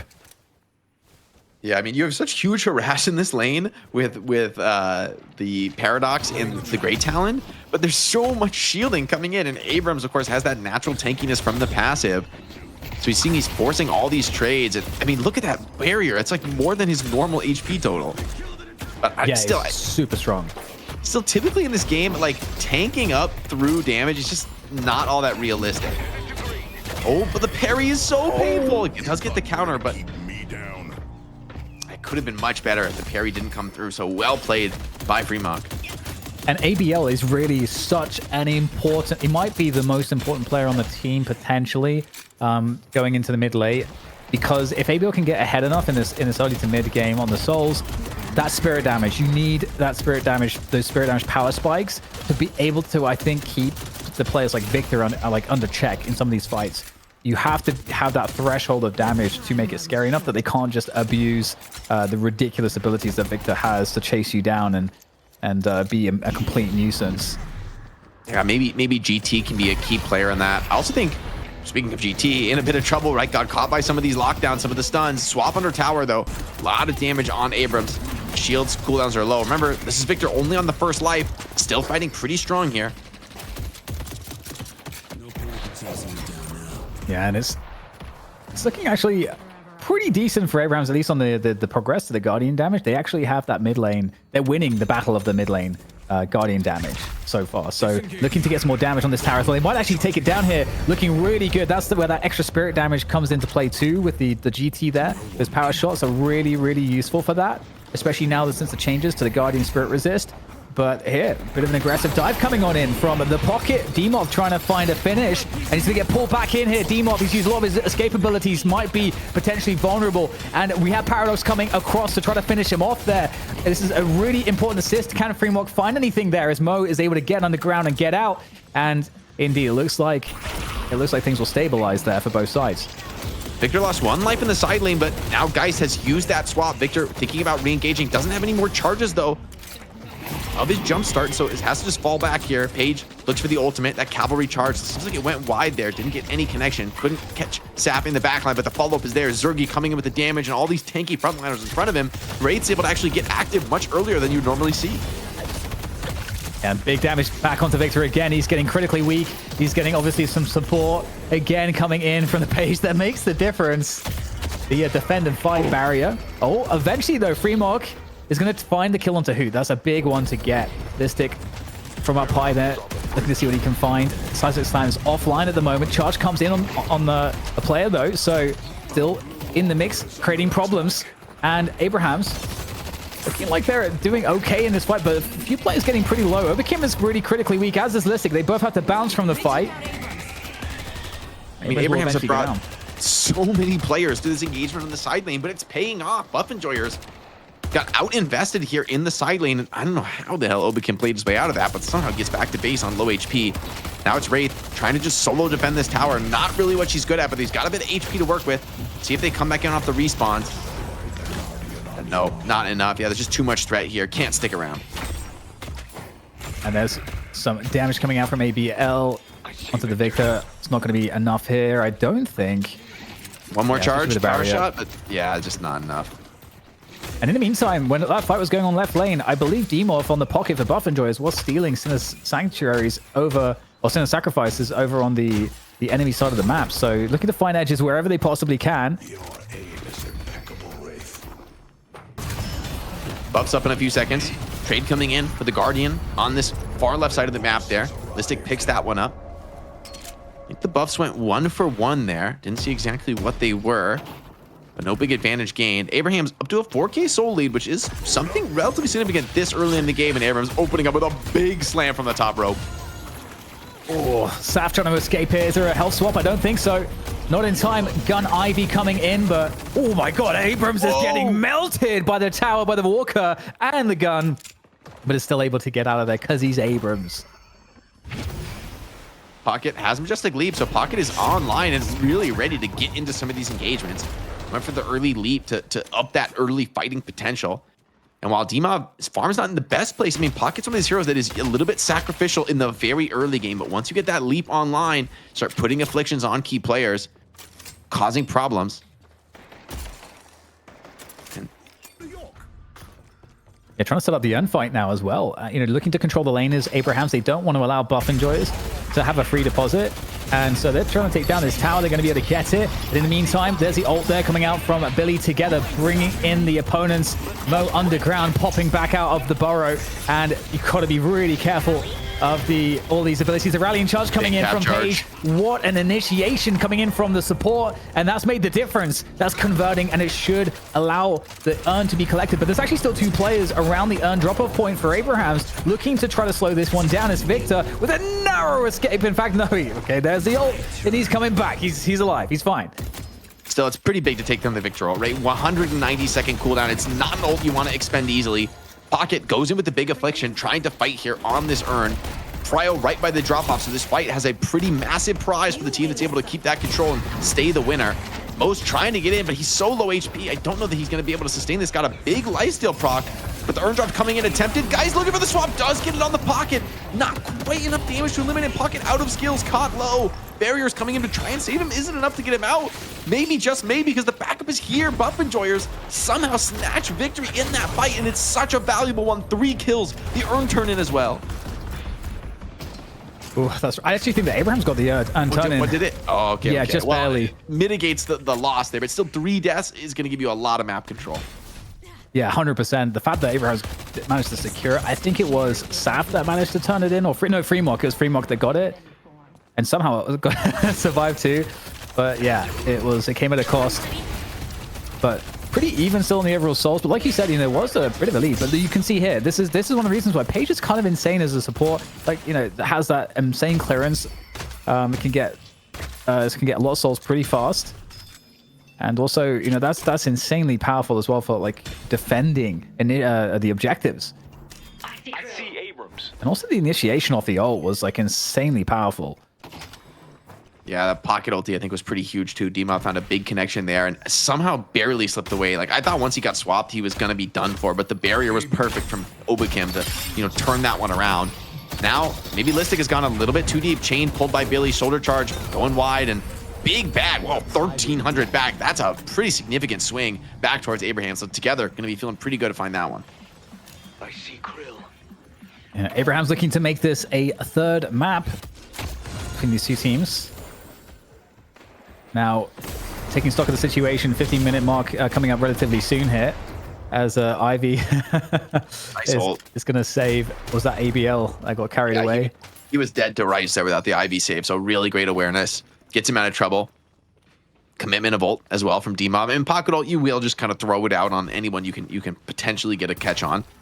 Knockdown found by Paige, though. That'll be nice. So, that the reliance on that Ivy save may start to fall off. Also, Jam side could struggle. I like the early knockdown rush. Deal with that 7 ult pretty early. Mean that you can save maybe some of those more key ultimates like lift and combo for better targets. Yeah, and just a small bit of respite for both teams before the chaos is about to start again, because we're going to have the urn in about 30 seconds, as well as both bridge buffs. And this urn is going to be worth a lot more than the previous one. So, the stakes keep on rising. And the map control right now is largely on Buff Enjoyer's side of things. The walkers for Abrahams, they're having to defend the waves pretty close to those walkers. So they've got a bulk of players in the mid position. They can go either to left or right. Abrahams, so they're going to have a good movement as a team to whichever direction they choose.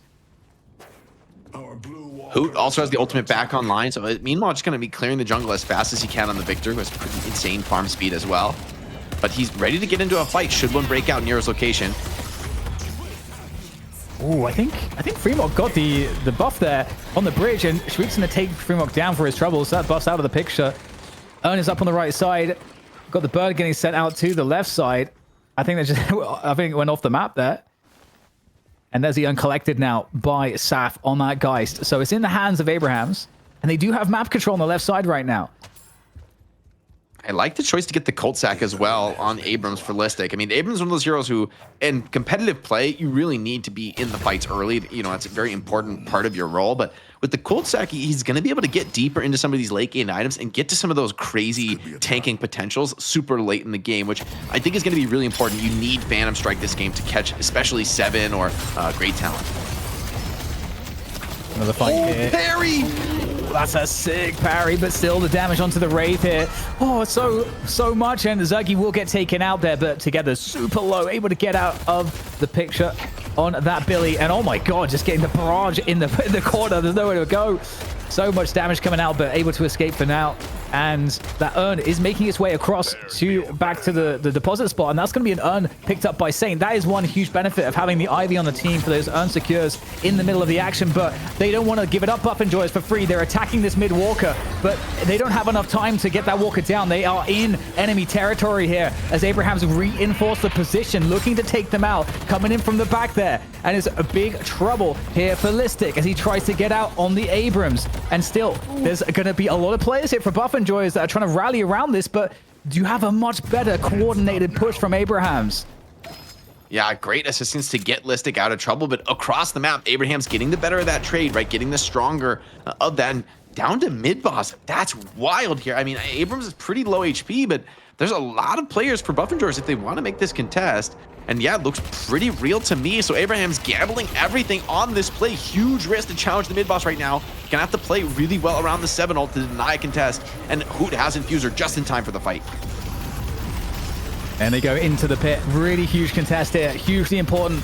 Rejuve as it comes in. We got together, Saint together, and Abraham's picked it all up there. The denial does not come in for Buff Enjoyers, and they're in trouble in this position. They take down Ivy. That's one reincarnation. That's going to go the way of Abraham's, but they still have one left in the tank here as they chase the rest of the kills here. How many kills can they get off the back? They want to try to catch those retreating players there to convert the edge, but looks like Buff and Joyous will get out with only 2 players lost. That's a massive fight. I don't know how Abraham's are able to get such a clean secure there out of that engagement. I think Buff and Joyous tried to go for the early kills, tried to just win the fight outright and get the trades later. But instead, it goes against them. Abraham's the gambit this time paying off. And they're snowballing right into this mid-walker pressure. Lanes are good. They're clearing all 3 waves simultaneously. Parry, oh, that's a really risky play from Hoot. Gambles everything, but he gets the parry, and he's going to be rewarded for it. Clears out that last reju. Yeah, so pushing the issues, really looking to capitalize Abraham's off of this forward map control. They are pushing not just 1 or 2 walkers, but all 3. They don't manage to take any of them down. They're getting some damage here or there, but ultimately they have to fall back onto their neutral camps here because the defense from Buff and Joyous, off of that Hoot play, certainly panning out. And that's going to equalize, or I should say, create more of an equilibrium now on the map as Buff and Joyous get to kind of push the waves back out a little bit. And yeah, some edges, because Abrahams do get some time to farm, but it feels like, for me, Jake, Abrahams need to get that pressure back on as quickly as they can. Otherwise, they just allow Buff and Joyous to get back in this. Yeah, I mean, we've seen Abrahams with leads before in almost exactly this same spot, and there's been trouble for them. Buff and Joyous with the Mokrail and the Wraith, always threatening for pickoffs. D-Mob on the pocket, always creating opportunities for maybe some of those bigger team fights. And Hoot as well presents real problems. I mean, when that ultimate's online, Victor's that character that you can just kind of throw into the chaos. Damn the consequences. He's such a tough. I love what you can take a look at the Victor items, see what his progression is. Does he have those armors online? Yeah, I slept about the Infuser before that last fight.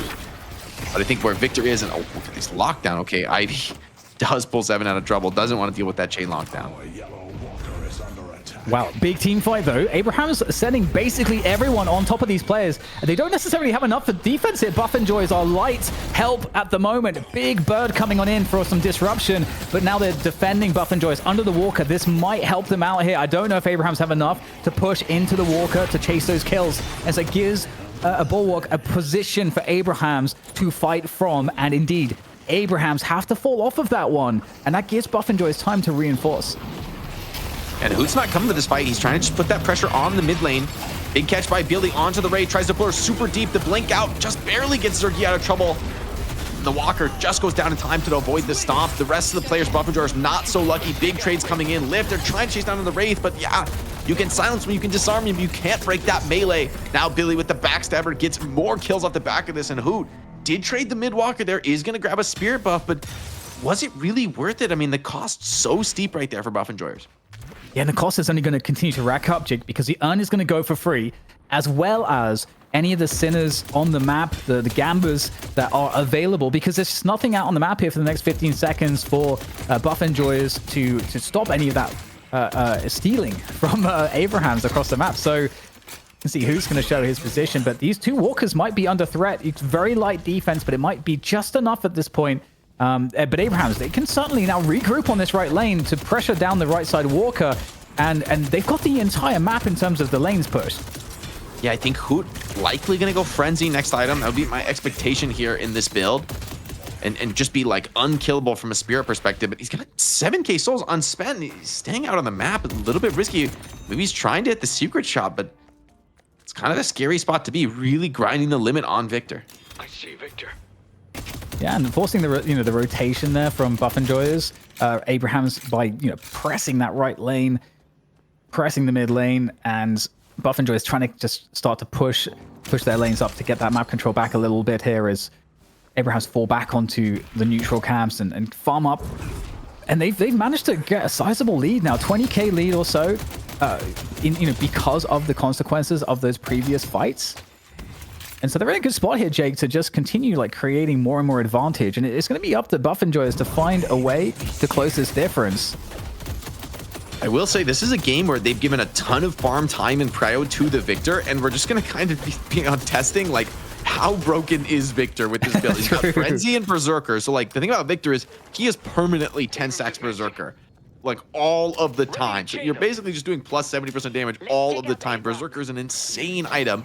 And now below half HP with the Spirit Resilience as well. I think his Spirit Res is close to 70, 80% on this build once he gets down low enough HP. So yeah, he might do a lot of Spirit damage, but minus 70% is also a pretty ridiculous amount of resist. And I think that's the gamble here for Buff Enjoyers. They're willing to go down a little bit here in net worth. They still have 2 walkers up, right? They haven't lost map control completely.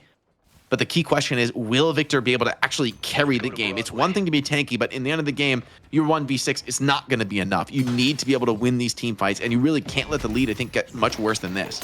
And here's the initiation attempt coming on in, and they've got to be careful because Abrahams do have a surround type positioning. Now they're falling back in line, and Abrahams are in a position to potentially try to initiate. But there's this Victor just jumping into the fight. Insane presence in this fight. So tanky. His health is barely moving, and he's doing so much damage as time goes on with these abilities. Getting into the fight. Finally gets caught there, comboed. Can they finish him off? Actually, no. He's still half HP in this fight, doing so much, and everyone's just getting in trouble at the moment. But for Buff Enjoyers, despite Victor's presence, his teammates cannot stay up. I like the decision making from Abrahams, though. Kill Victor last, just deal with him in a 1v5 scenario, but I think they've got a little bit deep. He's got the Walker Resilience on him here too. No debuff removers left though, and the reanimation is forced out. And he's not going to be able to purge this 7-stun as well. Is going to have to tank that. Walker's going down, getting surrounded now on all sides. Victor in serious trouble. Needs to play his way out of this. That's the last charge once again used, and he just wants to slip away back to the base. But another team fight goes against Buff Enjoyers. And they're using the Medusa strategy, familiar with Dota 2. Just deal with the unkillable hero last. There's no build in the game that's going to make you tanky enough to 1v6. And it is really well handled by Abrahams because they're not being greedy. They could have tried to also try to press the other Walker. There was an opportunity, I think, to do that, but they just focus together on that team fight, and they're in a good spot for this mid boss. But at the same time, Buff Enjoyers, everybody's up right now. Buff Enjoyers can get here. Oh my God, they can get here in time. Is this a bait? How are they doing mid? Okay, it has to be a bait, surely, right? This is a wild call to do mid here. I guess there's no Victor ult. A Pocket's putting some harassment on. They try to put the catch on Pocket, who seems a little bit happy to take this trade. Yeah, Silence not going to be enough to get the kill on him. This fight's getting a little bit awkward here. ABL's going to be putting the damage on, and there's that Klaus on that dude. So, oh my God, picked out of the air with the combo, and that's a massive pick to try to get, but it's, oh my God, somehow Jamside stayed alive here just for a moment longer, gets chased down into the mid-boss pit, all the way down by Listic, and Dimov, he's on 1 HP at this point. Buff Enjoyers, they don't have much left. It might be Abrahams that have just enough to take down the mid-boss post this fight, because at this point, there's no more resistance. They've got 4 players up here. They're pretty healthy. They can finish off the mid-boss. Yeah, the mid-force pays off, and I don't see Dimov and Zergi coming back in for this contest. Yeah, they're both splitting. They're just trying to send waves, crashing on these outer walkers, impose as much of a macro cost as they can on this fight. Abrahams come away with a big win there, just gambling their soul lead there, trusting that like, hey, look, as long as we force fight, we will win it. I also feel like the Page is on the struggle bus at this point in the game, right? Page, while it's such a good support and really adds a lot of value in the fights, in a chaotic engagement, man, you just die on Page. It feels like you just can't live. Like, your only real survivability is your ult. I mean, that barrier is just not going to do much when you're building full support on Page. It's not really going to be a difference maker. And I think Abrahams are really targeting and punishing Obafemi, and I'm not sure what he can really do about that other than just like play completely off map, off vision. Just not that realistic. Yeah, it's such a good spot now for Abrahams. You talked previously about last week where they got big leads, are unable to close them and win the game. They're in such a dominant position right now. Obviously, we talked about how powerful Victor is, but we're not really seeing that come into play based on how Abrahams are handling the fight. Really effective approach so far. And right now, Buff enjoys. Every lane is pushed against them. They're trying to win just some space on the map, clear some of those lanes out. But Abrahams, they've got 4 rejuves up for reincarnations, and they've got the bonuses that come with that, in addition to the soul advantage, in addition to stealing all the boons with these sinners. So this is a problem. Earn going to be attempted right now. I don't know if you really want to challenge us as Abrahams. You've got another player across the map, Billy clearing the walker. And Buff Majors, I think, are going to be happy enough to get that earn in and try and back out. Abrahams want to come in here and clean up a straggler. Even 1 kill here would be pretty massive, would be pretty nice for them. And they're able to find Sharik, which really cuts down on the amount of counterplay that you can bring. Zergy down as well, who struggling, trying to stay on, trying to continue this engagement. But I think Abrahams, they're just overwhelming at this point. The soul lead, enormous, almost 30k souls in their advantage. And Gun Ivy is just cleaving down buildings. Yes, yeah, the Gun Ivy is going absolutely massive. That sustained damage that is insanely high rate. Oh my god, it's so By the way, crazy. Victor is actually like 1v5ing right now, and they can't kill him, but they are just going to end the game and siege the base. Yeah, there we go. Look how fast that patron is melting. That's going to be a wrap. And we're going to map 3 here. Abrahams making this a true fight for the title here at Night Shift. And what a game that was. That was so cool to see. We got to see the victor, but we got to see the victor actually lose, Jake. And for me, that actually feels somewhat validating because I just get wrecked by him in every game I'm against him. Yeah, I think Victor's one of those heroes that's really hard to deal with in a pub format, right? Like one-on-one, you're just not going to be able to deal with this guy when he's full farmed on tank. I think the real key to him is the way that Abrahams focused down other players first and then went back to deal with the Victor when the numbers were just ridiculously in their favor. Fun game to watch, and our first time going to a game 3 in a very long time, gentlemen. So congratulations to both of our squads. Can we start here with the Ivy? I saw a lot of people in chat say early game, this is my favorite Ivy build. What did you see from the Ivy, and what was the end game impact? Clearly shredding through anything that was in their crosshairs. I mean, Gun Ivy is one of these weird builds where, like, you're kind of not that good in the early game. You really need to, like, hit your scaling to really become relevant. But once you get to that point, then you do become a huge threat, especially building clearance. I mean, Ivy has pretty insane building clearance because you have such good escapes, right? You can go in, siege a walker. If things go bad, you've got stone form, you've got your ultimate to fly away and get out of dodge. So that mobility is really your value, I guess, as a gun character into the late game, the survivability, the mobility. But I also like that, you know, he got active in the early game, playing that supportive role. Saint got a lot of nice saves in the Ivy in the early game, ulting some of his teammates out of tough spots. DDK, the Victor, didn't work out. The Page also kind of didn't play out as expected towards the end. Is it too early for Page in competitive play? Because Victor doesn't seem to have an issue. I don't think so. I think Page's abilities are really good, and I think especially with the team fight is really good. I think it's one of those things where maybe it's going to be a little harder to just plug and play into some of these comps. I think the theory kind of like works out for me though, in terms of just like the massive spirit damage and clearance that you get, the control that you have, you know, for defense or offensive capabilities. I think Page in theory is really, really strong. I think, you know, but we know Victor's really strong, but Abraham's played a really good game. They had the right counters. You know, I think ABL played phenomenally well on the GT. That was something that we were talking about, that ABL needs to have a game. He's got to get his power spikes at the right time to be able to essentially keep Abrahams ahead on the damage output, and he managed to do it. Also together played super well, so many impactful ults off of the Billy. Like Abraham, this is a real like team performance from Abrahams. Everybody was doing their job. And I think most impressively, they didn't crumble. Last week, they were up, similar situation, around 30K. The Souls ended up in the favor of Buff Enjoyers, who went on to go to a 2-0 final victory. This time, we got a game 3 underway. And Jake, if you're looking for early MVPs, who did you like this time from Abrahams? We called out Saint, we called out ABL. Anyone else you saw? I'm also impressed with Fremont this game. Look at those very, very low death stats there on the Paradox, who, can often be vulnerable to some of the counter engagers, given that you might be walking out pretty far in front looking for those swaps. But the fact that he keeps the deaths low, the assists high, I'm just really impressed with how well he's slotting in. Remember, this guy's a sub, right? So he's in I would say, the toughest spot of anybody in the server, of coming in and not being as familiar with the team and the game style and the communication. And it's not looking like that. It's looking like this guy's a well-oiled member of the squad. And that impresses me a lot from Abrahams right here. Especially, we talked about it, like game 1 was rough. Mentally, there's a lot of teams that just, the way game 1 goes, with his history between these teams, Abrahams could just crumble, and I wouldn't even be that shocked by it. But the fact that they make such a statement comeback victory here in game 2 really speaks highly to their mental fortitude. Solomon, in the rundown, it says break only if map 3. It's on you if you need it or not. I know these guys have been rocking. DDK, we're going to take a short break. When we come back, how many subs do we need to be at? Because if you look at our grand total, we are well over 310. They are slowly trickling in, and Jake is starting to meow from afar. Yeah, let's send it, guys. Let's send the subs. Let's get the hype train going during the break. And let's get Jake his. I don't think it's really a punishment. I think he asked for this for a reason. Right? He's like, can I be he accepted it too easily. He definitely has one picked out. If you guys have one, a link potentially from Amazon that you think we should put to use, please drop it in the chat as well as your subs. Thank you all who are also on YouTube. We're over 1,000 viewers. If you're here for the first time, hit that sub button, hit that like button, help spread the gospel of Deadlock. It's night shift. Shift 4 will be back with your final matchup from EU.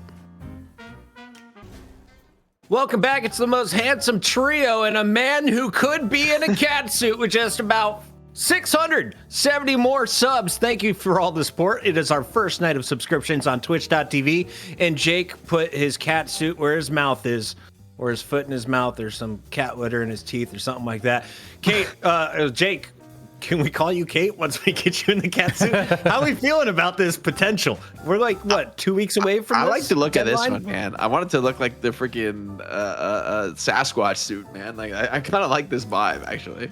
That's really powerful. This I don't one's know like if we can too afford disturbingly this one. realistic. That one's disturbingly realistic.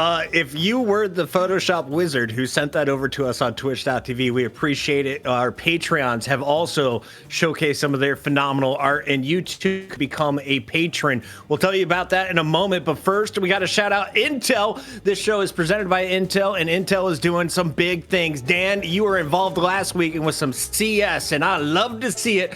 You're going bigger this week, bringing in some of the biggest names in the business. What's going down this time around? Yeah, we're doing CS on the weekends. It's going to be myself, James, and Anders, and we're going to be doing a little, just a 4-team invite tournament for Europe. It's going to be some of the tier 2 teams, so like ranks like 20 through 35, I believe, and they're going to be in a slugfest for $10,000. It's a winner-take-all battle for them across Saturday and Sunday. And we also have a super fun show match on Sunday where Intel have a crazy map maker that rebuilt TF2 maps in Counter-Strike. And not only that, but it has classes and it has bunny hopping, and it's kind of wild and it's a lot of fun. So make sure to tune in on this weekend, Saturday, to check us out in our Counter-Strike domain. Amazing stuff from Intel, Asus, Republic of Gamers, and of course all of our competitors. Shout out to the casters though. If you were watching esports 10 years ago, you may have heard about this Counter-Strike event on television called E-League. I spent 10 weeks with DDK, Bardolph, Anders, and crew in Atlanta. It was fantastic. I wouldn't do it again, but I would do it for television time. DDK, let's talk about what's coming up though, because this is the EU finals and people are asking, will we see a doorman? He's been missing all night. Does he make an appearance? Will we see a luggage cart in play? Yeah, I'm actually really curious about how people feel about Doorman because I'm still not sure like where he fits in terms of the archetypes of like what you're looking for because he has a lot of utility. He can be really good in lane, but I don't know how well he scales at the top level in terms of all of that. I don't know if you have a take on this, Jake, but so far we haven't seen the teams valuing him. Yeah, actually, I sort of think Dorman and Page have a bit of a similar problem where, like, in theory, if you're landing like the full suite combo skills, you're gonna just like crush people, and there's a lot of potential there. But I just think the consistency is a little bit too low at the top end, right? Like, think about in the end, Deadlock is a movement shooter, right? There's crazy movement potential on not just on the heroes, but the fundamental, just like the stamina, the sliding. There's so much ridiculous movement you see these top players doing. Oh yeah. Any skills that are like not that consistent to land tend to be kind of problematic for me. And I think both those heroes, at least in their current form, kind of have that issue. All right, once again, the goo ball is gone. Viscous removed. You're going to see Holiday removed as well early on, as the lasso will not be in this game. Will we see new characters? Do you go with the tried and true? Because this is the $1,000 matchup. There's not a ton of money in Deadlock yet. It's early in the game's build, and I feel like you're going to see Zerg say, give me 7, lock it in, and we will win. He hasn't lost to the Abraham since I've seen him on this character, Jake. This is a death to my enemies situation. You just had to go for broke here in game 3. You had to pick up the 7. It's been pretty strong. It looks like clearly the best of these like late game carries right now. Not only insane farming potential and consistency, but just such a valuable team fight presence. You know, whether you're using your primary fire with that power surge or you're just ripping the ultimate and zoning off a huge area of the map. DDK on the other side, Billy is used for a first pick. Is that something that you're surprised by? Maybe a little bit. I guess it's like one of those things where we're still seeing what the value of Billy is. It still seems to be high, like, and with Mo as well. As we're seeing like a really dangerous front line where you're able to pull everybody in with the ult. It's actually really, really powerful because the thing with like Dynamo ult, like Dynamo ult's really, really useful. It kind of does a very similar thing, although it immobilizes people for longer, but it's really hard to land, and Dynamo's kind of he's very vulnerable when that's happening. With Billy, I feel like you get a lot of the same utility, but without a lot of the downside that Dynamo might have, and you get a lot of damage threat as well. And Billy is hard to kill and does, so it just seems like a bit of a better way to deal with that. And teams are going pretty frontline heavy, and having a brawler like Billy that can kind of suck everybody in with the ult, I think is really powerful. So I think that's one of the reasons we're seeing it more. Thank you for the sub, Boss B. Thank you for all the subs and likes over on YouTube, and for all the new subs for our first night here on Twitch.tv. I saw the NA audience is here. We are hitting peak viewership on the channel. Let's make use of it, guys, while we're waiting for the rest of the drafts to play in. Hit those buttons down below. You'll get a notification every Wednesday as we kick off the show at 4 p.m. Eastern. That's about 10 o'clock or 11 o'clock, depending on where you live on the other side of the pond. As we take a look here, Kelvin, Mo, and Krill have been locked in by the Abrahams. It looks like we got some comfort picks from the previous weeks. Billy is the surprise for me. On the other side, are you giving everyone from Buff Enjoyers their best characters? I feel like you got 7 for Zergy, you got Pocket for who? What else could you ask for? I got better things to do than getting shot at. I think I like the ban on the Abrams. I think it would have been Holistic. Abrams would have been a pretty likely choice here, to follow that up in terms of the comfort picks. And that's both teams are going to kind of throw some attacks at what they think the rest of the other team needs. I also think Buff Enjoyers have set themselves up pretty decently to maybe run another Victor game if they want to go that way. Like, they have the pocket for themselves. I think Victor could be nice into Kelvin. And actually, banning the Shiv might be another attempt not only to block a key combo with Kelvin, but I would think that Shiv is probably pretty good into Victor, right? I actually don't know if executing Victor's first life gives you the reset on the ultimate or not. That's interesting interaction I haven't seen just yet. Even though I've been playing I've been abusing a bit of Victor myself, honestly, on the rank ladder. Well, you can see the GT comes back in as an answer as well. I think again ABL's GT was phenomenal, and also it provided that mid lane power. But they had the paradox last time, and they don't have it this time. Holiday's not in the picture, so I'm kind of interested to see like what are they going to replace it with. By having by them having the Kelvin, having the Lash becomes more of a realistic option for Abrahams as well. So that might be one way to kind of plug that hole. More conventional choice with the Geist. I feel like this not necessarily the same role as Victor, but something a little bit similar in terms of like a high damage, aggressive in your face frontliner that has carry potential. I think Sharik's definitely a comfortable Geist player, so maybe this is also just grabbing or something he'll be solid at. Could be good against Billy, I would think, and maybe Yamato as well. Another good responsive. This is like a lot of damage. So yeah, Billy, you might be able to come in here and grab people with that chain and haul them in, but are you gonna be able to stand toe to toe against Geist plus Yamato? People like Pocket throwing afflictions at you. Like there's a lot of counter damage threat, even for people as tanky as Billy and Mokrill. How difficult are these final picks, or do you already know the squad you want going into this draft? I mean, I think things have changed so much with the new heroes. I still feel like even the top teams are figuring things out, and the drafts are changing game to game. So like Mirage, I don't think we've seen Mirage picked or banned all day today, but it's historically been a super strong hero with the global teleport, giving you great map control. I mean, GT Mirage is an insane combo for global presence, and they add Vindicta on top of it. So Abraham's, I kind of see the vision of this draft. There's a lot of early game catch and snowball, and a lot of global presence for the high damage carries. Like GT and Mirage are going to be in every fight with their ultimates, and the rest of the team can kind of just run around from gank to gank. So Buff Enjoyers, if they get to the late game, they're looking pretty strong, but are they going to be able to weather that storm? I could see Abraham's kind of running the table on the map, and they do take the Victor as well. Victor, there was somebody, let me scroll up for this. $20 donation if you prove Victor is OP. This is coming from Chimmy_AZ. It was a first time chat. I keep receipts, Chimmy. I caught you. Let's see if the Victor is going to earn an extra $20 for our players. We got a dono on the line. Buff Enjoyers always collect our $1,000. Can the Abraham steal the money this time around and the title of the Night Shift Champions? We are moments away. Before we get to that, big shout out to all of our co-streamers. I heard Deathy, the original Catsuit Man, Cran, Buds, Colaris, Hapex, and Big Duck Energy are all watch partying.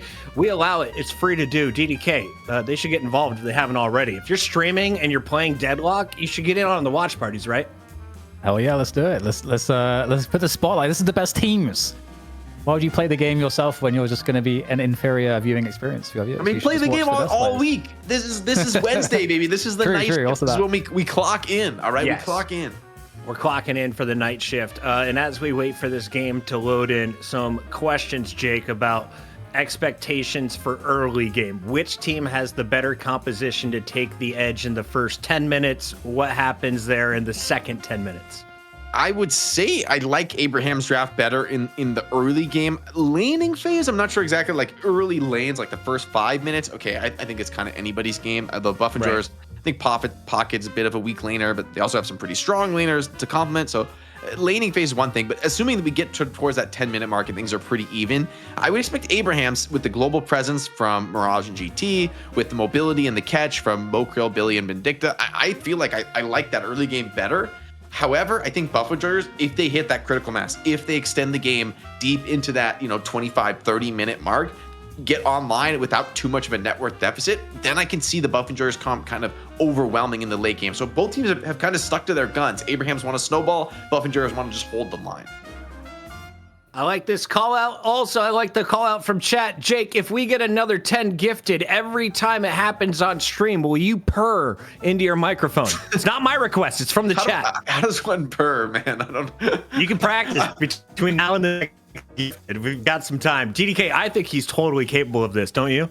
Purring? Yeah. I mean, dude, this is. All right, why don't you show me? Why don't you guys show me?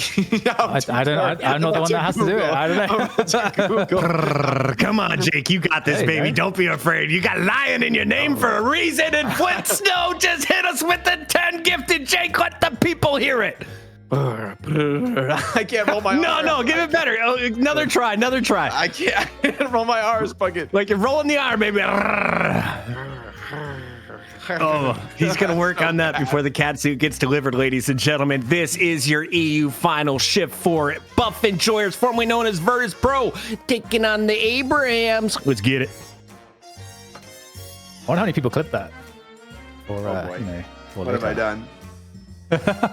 Well, dude, this is going to be a super interesting matchup. We've got some really interesting dynamics. Like sometimes like the drafts kind of play out somewhat similarly, where it kind of looks a bit samey. We've got some similar dynamics where we have that Victor in play But, you know, we've got Vindicta back in. We've got the Kelvin. I feel like the Kelvin makes a really big difference, especially in these team fights, especially in, like, you know, for mid boss or for holds or for, like, trapping the pocket and the Yamato. You've got the lockdown from the Murray and Krill onto the pocket of the Yamato. There's, like, answers that Abrahams have to everything that Buff and Joyous is doing. And I love the Mirage, too. I think the Mirage is especially nice to help shut down, like, the 7. I feel like Mirage is one of those players that can really burst down a 7. And be a super strong laner too. So I actually am feeling an Abraham's victory tonight. Yeah, I see the vision. I see the snowball potential. However, I've also seen Buff Enjoyers so many times just stall. Pause that thought. Flint Snow is coming with another 10 gifted, Jake. Crank it up. And Dumb Duck. Wait, is that another 10 from Dumb Duck? And I think that's 3 pers. We're over 357, make it 358 subs with Hypeon coming on board. Hold on, sorry, I was talking. Can you start that over? That's the best I got. That's the best I got. If that ain't worth $50, ladies and gentlemen, I don't know what is. That is Jake Lyon, aka the caster on tonight's night shift. DDK, get us back in the game. I mean, you know, it's a night shift. Everyone's getting delirious. Things are getting weird. Stuff happens on the night shifts. And here we go. We're into the matchup. We got a Mirage on a... Are we on a side lane? We're on a side lane with Mirage. He's paired up with the Kelvin. This is a nasty lane. And I'll tell you, Jake, all you have to do as Mirage, get that first item, Mystic Regeneration, and you will never have to leave the lane. Yeah, it's a lot of sustaining in the early game. And honestly, he's up against a pretty weak lane. So, I mean, Dimov and Zergy, I feel like they're just gonna hide and clear creeps. Like, I don't see any chance of them really fighting back in this lane. Early trades, Hoot on the Victor, taking those battles with ABL. And I mean, for Victor, you're really happy to get down to low HP and take those early HP trades. Like, that's always gonna be a winning one. The way your second skill works, if you don't know, Victor, that second skill, you do a little bit of damage to yourself, but it's based on your current HP. So if you're low HP, it doesn't do that much damage to you, and then you get a nice amount of regen. So despite taking a lot of damage in the lane, you can kind of stay on this low HP for much longer than I would say any other character in the game. This is deceptive. Now, this mid lane, I think, is going to be so important. Again, we talked about ABL's importance as like a potential damage carry, especially with burst damage. I think that's where the kind of unique offering is there. And so this will be another example of that, where you want, if you want Abrahams to win, you need to see the GT have a strong game. We've got a dive coming in already. 50 HP on the Billy together is staying alive for a while, but gets plucked out the air with the Yamato bombs. And that's going to be a wrap for him. Ooh. Okay, scary there. I like that Listic doesn't risk a melee there, just takes the patient reload and is able to get that finish. Also going to quickly steal this small camp, getting maybe all 3 here. So, I mean, this Yamato lane up to a very hot start. The 7 pocket might be struggling at some point, but they're just playing pure defense from the beginning, and the other 2 lanes look really good for Buff Enjoyers. Yeah, which is definitely a different dynamic than the previous matchup, where Abrahams, I think, had... they had the edge, I think. It was like somewhat even across the board, but they generally had the edge in the mid lane, especially because they had the GT Paradox, I think, was the combo that they had going there. That was pretty annoying for Buff Enjoyers. But let's see how things develop. So long as the towers don't go down too fast, it's okay. If the towers go down too quickly, then you're freeing up a player to go gank other lanes and snowball the early lane advantage, and that's when I think problems really start to happen. But as long as you can survive, I think towards that 8-minute mark, I think you're all right. Ooh. Yamato trying to dance her way out of this. The trade is good though. Obukim's there punishing. They were trying to just deal with Listic, but it wasn't enough. And he's got Mystic Shot. So the counter damage is pretty oppressive here as Billy trying to just bounce away with his creeps crashing on the tower. I mean, this could be Guardian down. I don't know if it's going down this wave, but like maybe next wave it's going to go down. And that's a devastating scenario. They'll hold on. A counter kill could really change the dynamic. Maybe Listic overstayed his welcome. Great movement there. Yeah, that wall jump there was really nice. Kept the momentum. And here we go, though. Still the damage coming back in to send them back. But the problem is... actually, not getting the kill on Yamato is actually probably net better, because if you get the kill on Yamato, the kill is not worth that much money to you at this point in the game, and they respawn him very, very quickly and just get back on lane straight away. So this is actually a much bigger delay. And the Yamato is going into the mid lane, and in fact, we're having the Victor coming across from mid here for Buff Enjoyers to backstab this lane. I like the idea of a lane swap here, right? Victor can tolerate some of these close range trades so much more effectively. It's going to really neuter what Billy can do aggressively. And I think they also want to mark ABL swapped into this lane too, right? Like he was originally in the mid. So they want to keep this matchup of keeping the Victor here, trading with these high nuking heroes, creating space now for maybe Paradox to be a little bit more aggressive. And wait, is that a lane swap in the mid as well? I think Mirage came over to the mid lane. So a lot of emphasis on these early laning matchups from both teams. Yeah, pretty interesting dynamic. You know, it looks like Buff Enjoyers are still a little bit definitely like edging this early game, but it's good to see that Abrahams are forcing some respect. Vindicta, Kelvin combo, a little bit annoying to deal with. And Mirage getting chased down there. Saf got those bridge buffs. And so Saf was able to avoid getting taken out. I don't think we saw exactly who got the buffs just yet. I think it's a 1-for-1, but yeah, just who got what? I mean, these teams take the buffs so quick. Hopefully at some point we'll get like a HUD for that in Deadlock. Yeah. So Yamato is happy to take some big trades. A missed disarm here from Mo. A bit of vulnerability now. And Saf came into a much more challenging counter lane, right? Where these heroes that don't necessarily need to stay in the open and trade with you, but just come in and pop you with big nukes. That's kind of what you exactly struggle to trade against on Mirage, especially without lane power, without being able to stand up on that high ground and poke. Oof. Yeah, Saf's pretty low right now. I wonder if he got the Ristic regeneration after I talked it up so much. Oh my, okay, the swap, the HP swap punishes Mo brutally for going in. Oh, it gets to the burrow damage here, but there's the Shadow Transformation coming on through, and that's going to likely be a kill under the tower here. The combo comes out for extra damage. Mo still able to stay alive just for a moment longer. The heavy melee to get him back up onto the ledge into safety, out of line of sight. That's so close. And the tower stayed up as well, as she wasn't too damaged. But it will, in fact, be Saf tasting down Listic after the fact. So Abrahams, they turn a very precarious situation, Jake, into something that works out for them. I believe ABL came in with the bird there for the assist. This side lane, though, Hoot starting to get active. That cold front, big early game power spike. And that tower's already low, right? Thanks to the early pressure that Listic and Obakim were able to put on. Cold front does just a little bit out of range there as Billy wants to get in with an ult here, trying to trade, but he just can't quite connect the distance. Hoot trioing heavy lane push right now. He really wants to take this tower.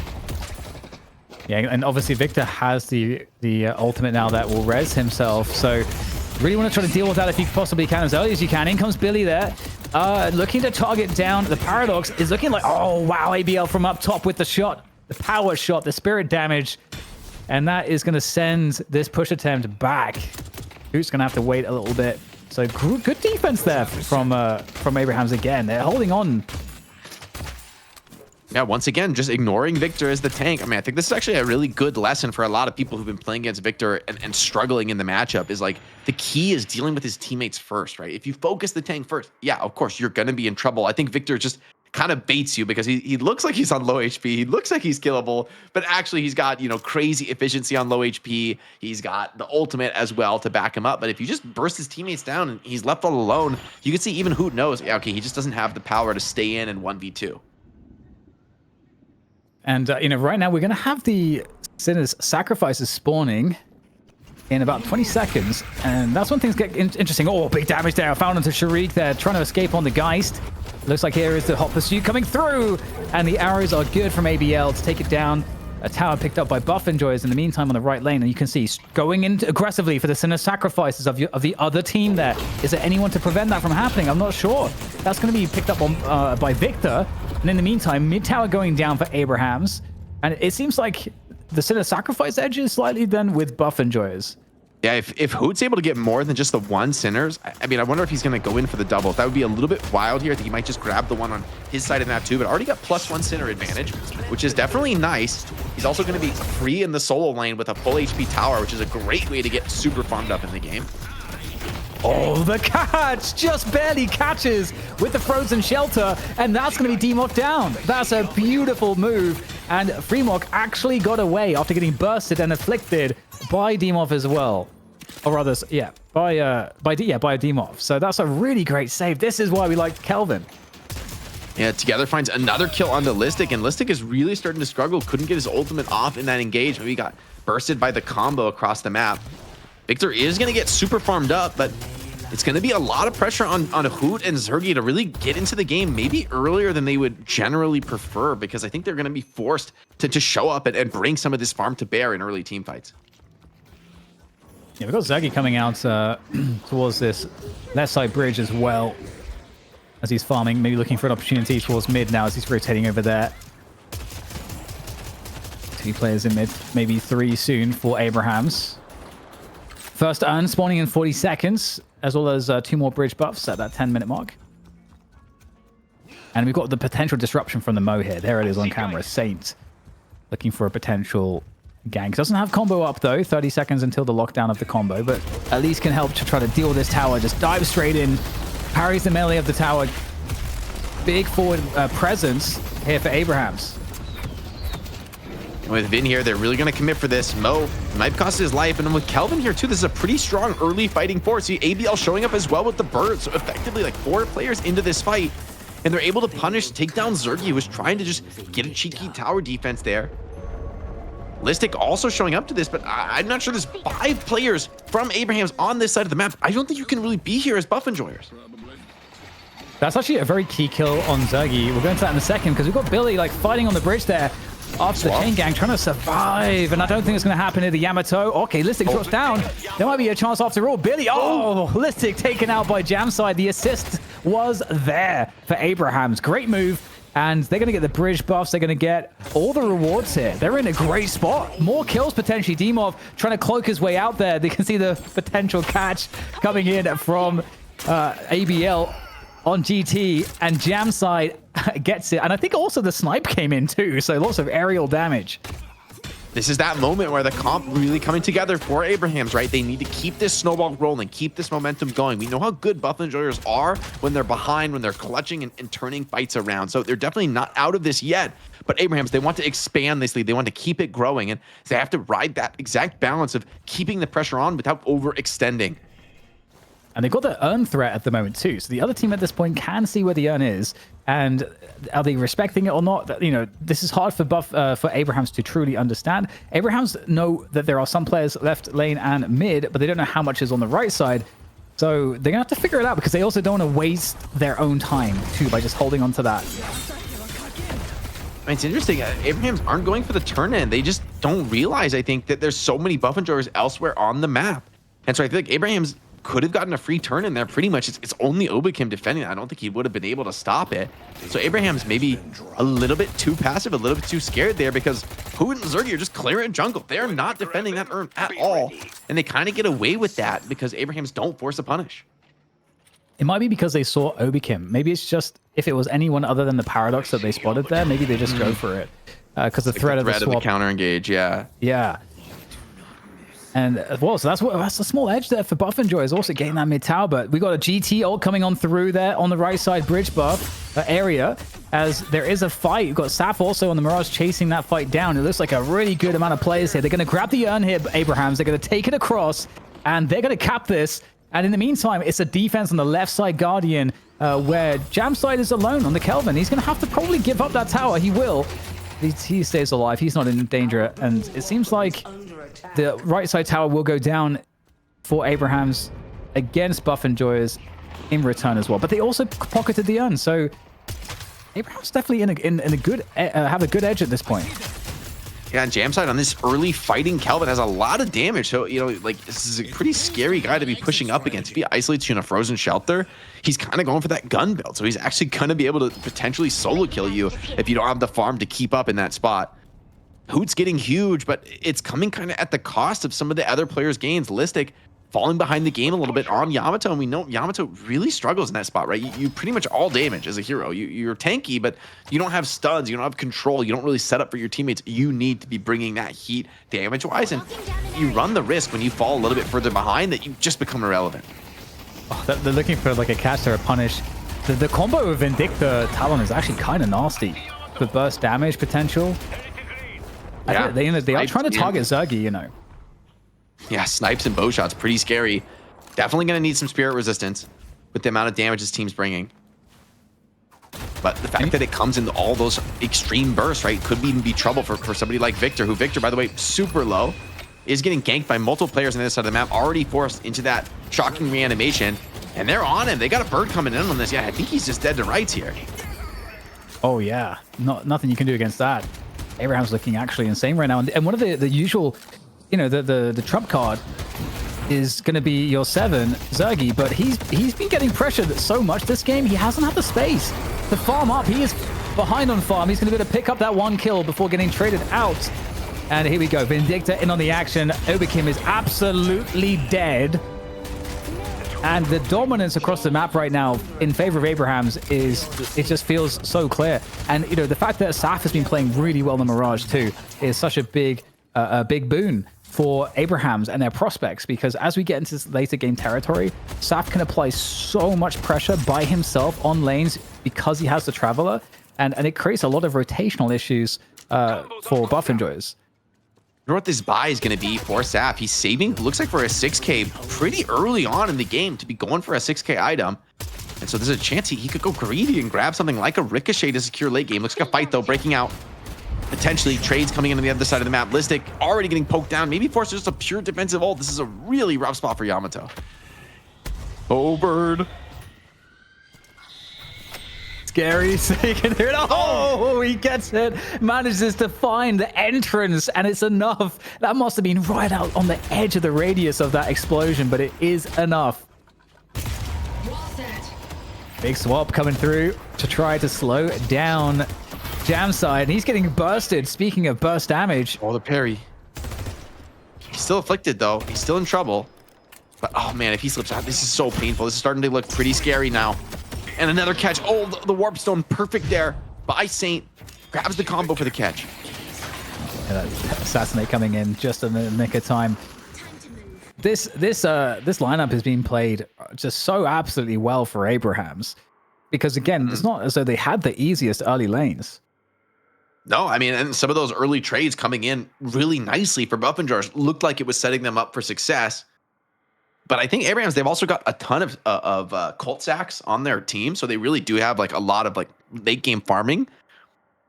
I would say buff enjoyers scale a little bit better on a pure lineup basis, but in the end, Abraham's, if you create a big enough soul lead, it doesn't really matter if your lineup quote unquote scales better. If you just have plus 20, plus 30K net worth, you're just going to overwhelm, right? And active items can also solve any kind of drafting problems you end up having, right? Like maybe you don't have the best late game damage, but if you're locking people down in an Alk Fire from Vindicta and everyone's following up, I also like wouldn't have thought the Kelvin would be a gun Kelvin this game, but also mitigates some of the late game damage problems. And this is a mid boss being attempted. I mean, Abraham's have made this their calling card, right? Like really risky attempts on mid boss, but a lot of key ultimates are down for buff enjoyers. Listic has the power to get some big parries though. The Yamato ultimate famously really challenging to steal mid boss against, but she's not even close to this fight. They didn't see this coming. Yeah, just like no, like you say, no affliction, no cloud for Zergy. Like they just don't have any way to challenge it. So smart from Abraham's. Again, the macro and the awareness is really, really powerful from Abraham's. They get out of that just scot-free. What a huge edge. They're already in this period where it is very comebackable if buff enjoyers find the right fights. But now the fact that, you know, they get reincarnated themselves, they can be more aggressive if they want because they can get the res and they have the extra stats too that you get from the rejuice. This is a problem now because the Walker assaults are going to be coming, I would imagine, thick and fast. Yeah, the Vindicta especially, right, able to do a lot of laning pressure, really clear out the area around the Walker. With that Alk Fire, you see the wave's going to go down instantly. I think this Walker is pretty much just dead. You know, there's a player hanging around here, Obakim, maybe going to try and throw a time bomb on the wave and slow things down for a moment. But you're going to need to bring a lot of players if you want to really secure this Walker defense. And you're already showing both Seven and Victor on the other side of the map. So, you know, this is a clear signal here for Abrahams to force it. Yeah, Saf doesn't have TP, so he can't go to the left lane, but it doesn't really matter too much. They're going to get that right Walker, no contest. The pressure is still being applied to the left side Walker too, so that means that buff enjoyers kind of have been made to keep 2 players there, and they've not been getting any value whilst they've been sitting there because it's just been a threat from Abraham's whilst they take that right side Walker down. And now what Abraham's doing, they are stealing all of everything. Everything from the enemy jungle, they are stealing it, and in the meantime looking to reinforce the pressure on the left side, and then they can pivot that into the mid lane after. They have full control The blink combo is just phenomenal here, and it's just going to crush this defense. Yeah, no ulti available there. Great punish. The Kelvin ulti healing up everyone. Victor fighting through it well, though. Victor, probably one of the few heroes who can actually tank through that, is getting super low. Just holds on to the reanimation for now, though. Oh, no, does get bursted.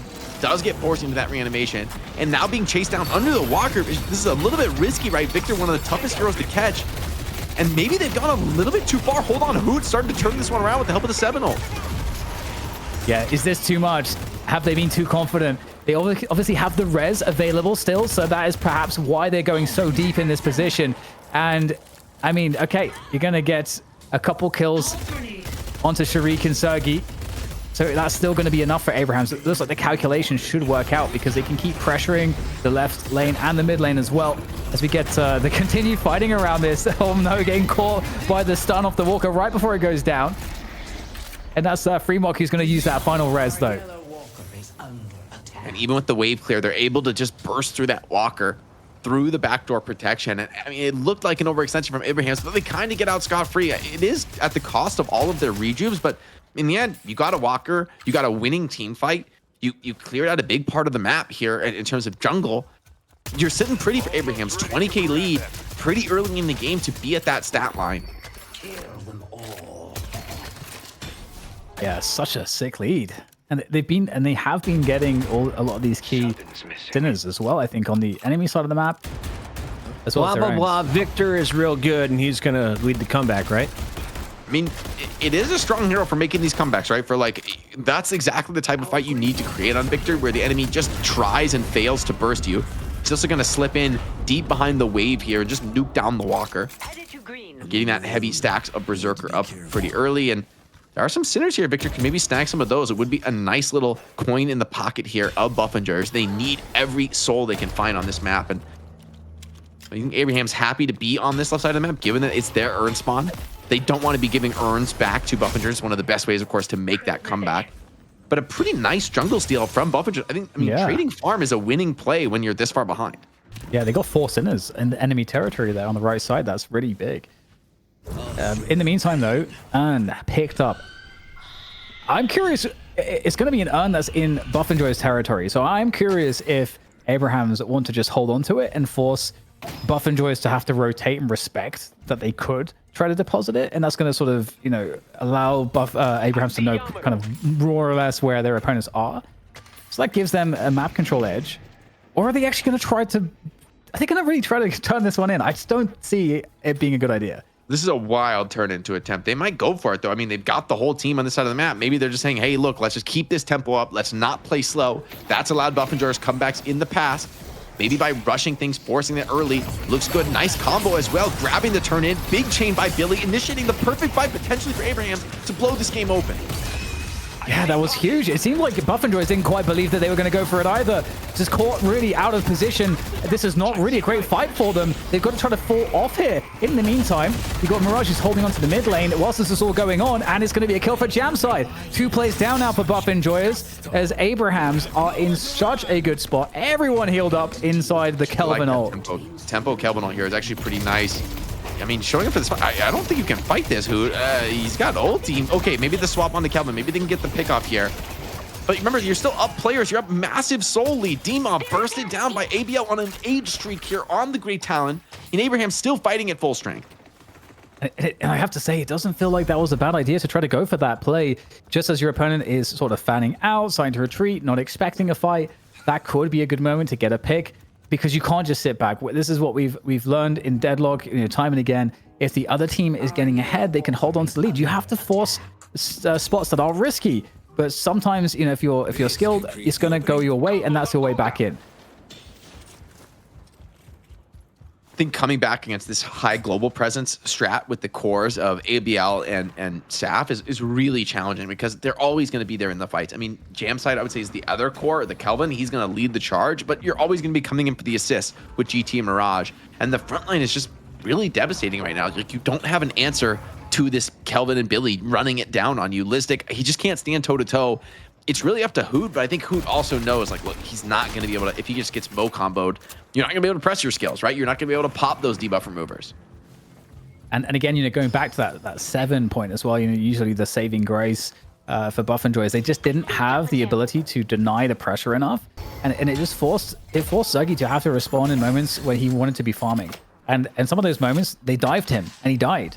And he lost the farm because then they had map control on that side of the map and they took his farm away. So it's like it's really good counterplay on Zergy and like knowing what you have to do to dismantle the 7. Good catch on the Vindicta, though. This is the right target to potentially start on, but a power splash miss. Yamato forced into that ultimate. Kelvin doming and just dancing with the damage here, willing to take that frontline trade. Boot also in here, though, proving to be a bit of a problem on the Victor, doing a lot of damage on very little HP. Abrahams still fighting, though, and the Buff and Joyce players starting to get low, starting to run low on some of these key ultimates. I think the clapback is coming, DDK. Yeah. Abraham's managed to fall back and regroup, and now it comes from the distance. Those power shots, and 2 players just assassinated. And this is now another mid boss going to Abraham's. It was the perfect setup. Again, you have to respect Buff and Joy's attempting to do this. They've got to do something, but this is the risk at this point in the game, the mid boss.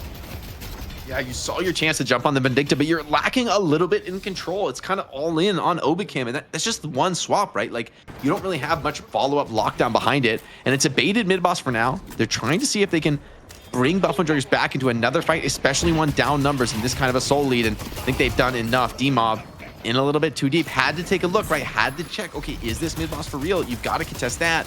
And Abraham's doing a great job of putting their opponents between a rock and a hard place, playing mind games with them. And Buff and Joyce, they're on to some sort of crazy rejuve snatch here. Zergy just ripping the ult, trying to make what space he can. Parry's going to be attempted by Hoot. Everyone trying to parry. One rejuve, but still a nice rep for Buff and Joyce, but I don't know that it's enough. Yeah, and Zergy's going to get up straight away again. Can he do anything with his life here? He doesn't have enough teammates around him to help him be in the fight for any amount of time. So it's going to get annihilated, and then it's like a multiple on one situation against the Victor, who gets also melted. And it just, oh man, it had potential. Again, I like these risks they're taking, but of course, as you expect, like it should be going Abraham's way here. They have every advantage. Billy finds Overkim. Nice melee to get back onto it. Yeah, he's in trouble. This is No. potentially game over. I mean, he's got to try something. He just felt like he had to take a gamble and try to snatch that buff away. I mean, there's so much damage. This Walker is going to just absolutely crumble. Billy putting the pass on, just monster DPS. Not even going to get a second stomp off there. Earn turn-in being executed by the same time. Abrahams have learned their lessons from previous defeats, previous comebacks. They're not giving any window back into this game. They're staying grouped. They're staying ready for the team fights. Yeah, and so much difference has been made. I think it's so hard to put it onto any one player. Obviously, everybody is performing a role, but I think the Kelvin sneaking through on the draft and for it to get picked up by Jamside and the place Jamside has had with the ult and the sustain and the catches with the ult as well, it's been really instrumental, I think, in slowing Buff and Joyce down in that early point of the game where Buff and Joyce needed to be ahead to create space for Zergy. And the waves have just gotten so problematic with the presence from Abrahams. Not only do they have this great global wave presence, but also you're just scared as Buff and Joyce to really be on the map, to be alone. Because who's not scared? It's ABL. He's stepping up, taking a fight here inside the opponent base, putting some big nukes down. And here we go, that base starting to get assaulted finally. Oh, pocket caught, comboed in. Billy with a big catch, pulling 3 deep out of the base, taking the fight, putting his life on the line with the rejuve behind. Abraham, so many players here brawling out. They can't even deal with the Billy. Yeah, just getting that melee lifesteal getting just kept up there by his teammates. And that is Hoot dead. The unkillable has been killed. And now the shrines are going down as well. The base is not long for this world, I don't think, as you got, ABL up in the sky once again. Excellent performance on this Grey Talon. And there's the bird sending it out. 3 connections off of that one. And there it is. We have the final stage patron. That's all that's left between Abrahams and a defeat of Buff and Joyous. Steve Abrahams want to double down. They got a few low players, still a couple rejuves to work with. D-Mob basically has to get a huge affliction here, and I actually think this is the right call from Abrahams. They're going to back off, slow things down. Remember, this is still a very young rejuve. They've got a lot of time left on that clock. There's a lot of jungle on the map. Look at those zips, just, absolutely blasting across the map. Speed amp plus the fast zip from the broken base guardians. And so Abraham's maybe just going to come right back into this with full HP, crash all 3 waves at the same time, and look to close this one out, securing a title victory that's been elusive for them, Dan. It really has been, and it's so cool to see the improvement. The battle in the draft was also awesome, but here comes an attempt coming on through for Buff and Joyous to find a good engagement. The cloak in the satchel, back out again, trying to be the tricky, dodgy, pocket as you're supposed to, and it's some damage, it's an engagement, it's an initiation, but it doesn't really do too much to Abrahams here. They're still able to just be knocking at the front door, and they are threatening an end to the game right now as we see them pressing. I just couldn't get out of that, right? The frontliners who get punished for that. Yes, you can get in on pocket and get out, but Listic, Sharik, they're just not as lucky at this point in the game on a frontliner. You just don't have those options. Abraham's great at bending back from these opening engagements, turning things around. Now they're grouping, assassinating this Victor on the flank, who's proving tanky, who's proving problematic, but surely with the net worth advantage in the state that it is, the amount of players coming to this fight, surely it's just not enough. No way for him to play his way out of this. Mirage, ridiculously stacked, by the way, on the gun damage, just absolutely pumping it. Boots down, and with him, the hopes for Buff and Joyers crumbling. Patron falling, trying to just end the game, even without Sav fully there. But I think you just have a mile to work with here. Abrahams, they know they got this one in the bag. They've done everything they've needed to do. And here it is, a last attempt for Zergi right over the top with the Storm Cloud, but he's, I'm sure, about to get pumped full of damage here. 7? There it is. That's my enemies? Oh, he's actually stayed up for the entire... It just doesn't matter. They're just focusing the Patron at this point, and there it is. Abrahams defeat Buff Enjoyers to win a Night Shift. Beautiful performance from them, and what a story they've brought to us every Wednesday. And the fact that it's culminated in this is just marvelous. Yeah, huge props to Fremont for coming in as a sub and looking great. Like I mean, it's not easy to replace a player like Taz, who's been an integral part of Abraham's success. But and for this team as well, after game one, honestly, after game one, Dan, I just thought, okay, look, they're boomed, right? They came back on last week. Game one is really rough. It goes against you, and then the fortitude to come back game two and then decisively dominate game three, huge from them. And I like that they stuck with their guns. They played this early game tempo draft, spiced it up with some global presence. A well-deserved victory for Abrahams, one that I think folks are going to remember. Incredible stuff, gentlemen. I'm jumping back in, and we got to celebrate because this is now a two-way tie for the best team on Night Shift. We saw the Abrahams taking week number one. Hoot and crew joined up for Virtus.pro. Now the Buff Enjoyers for week 2 and 3.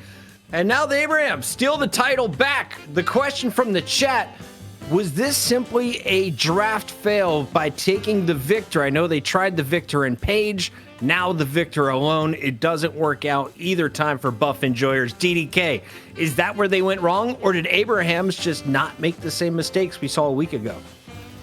I mean, I think that the Victor's good. I think that there's just some really good counterplay. And I think at this point in the game, there's so many heroes that are available. There are actually a lot of options. And we saw that Abrahams kind of had a good interpretation as to what they needed to do to deal with this. And one of those things is I think there's a theme where you see both for Seven and for Victor. These are heroes that really come online massively into the late game if they aren't pressured enough in the early to mid game. And we saw that Abrahams had a lot of burst damage. They had a lot of lockdown available to deal with these scenarios. And I think when Kelvin came in as well, the sustain that was provided during the fights and the pick that you get uniquely from a Kelvin dome, I think there's just a lot of options that Abrahams were able to find for themselves to once the threat of that Victor was known.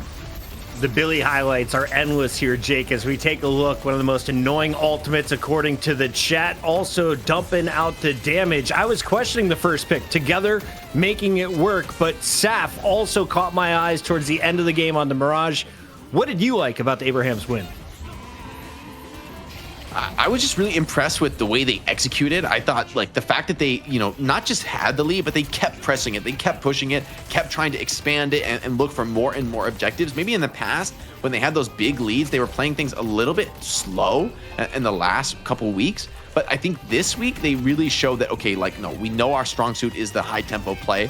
I also was impressed by Jamsite on the Kelvin. I think that's a key factor, that they're able to bring out this gun Kelvin. It makes them really annoying to draft against because you really have no idea when it comes up in a draft pick. The Kelvin could easily go support, could easily play in a conventional way, or he comes out here as gun Kelvin and his top objective damage, 7 kills, 1 death, 11 assists. So, I mean, Jamsite on this carry role is absolutely huge. On the frontline Kelvin, he can execute it it so well. It really plays to that early game tempo style that Abrahams love. Now, earlier when we gave away an MVP to a Great Talon, they had 5 kills, 14 assists. I saw ABL on an 11 kill streak, 17 assists for this game, and you look at player damage, 40,000. Is this what we can expect out of Great Talon in the future? Was this a specific build or just a great game for him individually, DDK? I think ABL is one of the best carries that there is in Europe, so I'm not surprised to see this. And I think, it's actually, I didn't realize how few deaths there were. The fact that no one has more than 1 death is actually insane.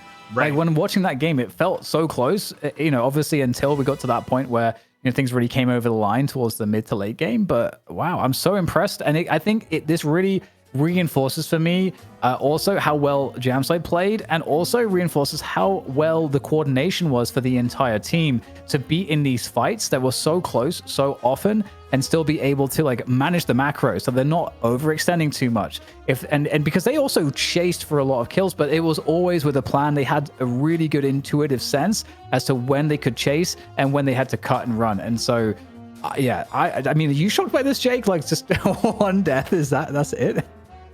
This game 3 was a beatdown, right? I will say though, the way the drafts went, I feel like this was always how, if Abrahams win, this is always how it was going to look, right? They were going to tempo out the game and just blow Buff and Jars out of the water. I think Buff and Jars were really gambling on coming out a little bit stronger, a little bit more even in the early game, and then maybe having that space to farm and really come online. And I just don't think they were allowed that in this game. Maybe draft-wise, I would have liked something a little bit more safety and catch, but you got to give it to the boys at Abrahams, man. They really know how to put that pressure on in the early game, and this week they really figured out how to convert that into a victory. ABL on the GT is a key factor all night long, even in that opening match against Lodos, right? Huge performances from ABL end up being key to what was a comeback win for them there in that opening map of the night. One of the strongest lineups we have seen returns back to the throne as we welcome the Abrahams to the #1 spot for EU this week. We take a look back at some of the best highlights in the first game 3 we've seen for a while on this show. I had a great time, DDK. What did you enjoy most throughout this best of 3? Oh, I think I really like seeing the evolution of the draft, because we obviously had Buff and Joyers winning with their draft, and then Abrahams kind of copied that draft. We saw the importance of 7 and just seeing Abrahams having to craft answers, and also not just that, but I think, as Jake pointed out, in the second draft, seeing that both teams, there is some parity, maybe significant parity in how both teams interpret the game, which is not always the case, because Deadlock is a game that can be played in a lot of different ways. And so it was cool to see who could do it better and who could react better, and who could come up with the answers to the Victor, the answers to the 7, forcing Buff and Joyce to pick 7 first pick on the 3rd map. That was Buff and Joyce that was Abrahams putting Buff and Joyce in the back seat, and Buff and Joyce were like, oh no, we have to pick 7 first, and then they had the counters for it. So just seeing the back and forth there, I think it really delivered for me in this series. 3 clean 2-0s tonight. You get a 2-1, and it's the reverse sweep coming in from the Abrahams. A lot of fun in our first half of the show. The MVP ABL tonight, the $1,000 going to the Abrahams as a squad. Jake, what are you going to remember from EU? I'm just going to remember, honestly, seeing the Victor being dealt with, right? I've been playing Victor in my pubs. I think a lot of people have been seeing Victor and think, okay, this hero's completely broken. It needs a nerf. There's no way to kill him. Kind of got dismantled in this series, right? Got dealt with, even without, some people have said, okay, Pocket's a really good counter. I don't think that was even the case here, that Victor didn't even have to play against Pocket. They just responded really well tactically and really understood how to manage the threat that Victor poses, even though who got, really farmed there in game 2. So impressive performance. I think good response that hero, and I'll be definitely taking that into some of my pubs. All right, it's a special time on the show, and you don't have to be a patron for this one. We've got a free interview coming up for you. It is our EU winners, and Saint joining us. Saint, congratulations on the dub. How does it feel to finally take the throne back? Saint is coming. Do you hear us, Saint? But I don't think I see him in the Discord, guys. I see him in Discord. Oh, okay. Saint, can you hear us? We're noobing it. SOS, Saint. A man of few words. Don't you worry. All right, we're going to set that out, guys. In the meantime, we're going to take a short break. Much love to DDK and Jake. And of course, we have a lot of NA coming up. Lots of fun here on the night shift. We're just getting started. We're not even halfway through the show. Go ahead, say it again, Solomon. Do we have them? Hello, guys. Hello. Hey, okay. Say it's here. There we go. No commercial here. needed. Excellent stuff. Congrats on the win tonight. How does it feel to go back to the top spot? Thank you, guys. I don't know, like it feels super good because I don't know, it was super hard game against Lotus for some reasons. It was, I don't know, super hard first game, and win after this is, I don't know, super good. I don't know how to say it in English. No, you're great. Was there Go ahead, ever DDK. like worry for you guys? Because I know in previous games, Buffingers had a big comeback against you guys. Was that on your mind in this series at all? Like actually no, like we were watching our demos and thinking about drafts, how we can win them, and I don't know, everything went good. Like we made a good work. So Buff Enjoyers seem to value Victor pretty highly, and it seems like you guys kind of knew how to deal with it. Do you think Victor is high value, or like is it something that you would want to pick, or and do you feel like Buff Enjoyers made a mistake going for Victor? Like actually, I think Victor is not that bad, but the problem with in last game, the problem was like 5 of the other people don't have a good game. Like 1-5, 1-5, 0-6, 1-7, 1-8. Like it's impossible to play when your team is 20-30k ahead and you're playing on Victor. Like the main power of Victor is when if your team is winning or a game is 50-50 and you're coming to them and start fighting with them, like it's impossible to kill him. But with bad game, I don't know, the character is trash, worst. Saint, we've got a special guest in the chat right now. He doesn't have a sub yet, so maybe someone can hook up Jamside. But he's saying webcam. Tell him to turn on the webcam. Is there any beef between you and your teammate Jamside? What's he on about? Me? No, I don't have any beefs with Jamside. I don't want to turn on my demo, like I am. Can we start some beef though? What is the least favorite thing about Jamside as a teammate? Noob. They're too good of a winning team. They're going to work together. About this game, though, there's been 6 new characters released. A lot of excitement in the community. The rebrand, the new map feel. What is your favorite part about Deadlock right now? I really like how developers see the game. Like they adding new heroes, they designing a new map, and I don't know. It feels like maybe in close future, like maybe 5 or 6 months, something big will happen. Like I don't know. I feel it. I feel it coming. Final question before we let you go join the team. This just came to me while you guys were playing. We clearly have 2 top teams in Europe always playing against each other in the final. NA seems to have some familiar faces. If we split you up into 2 players per team and then some community members or some streamers, who would you want to put on your team? Is there any good streamer that deserves to play alongside the pros? Let me think for a bit.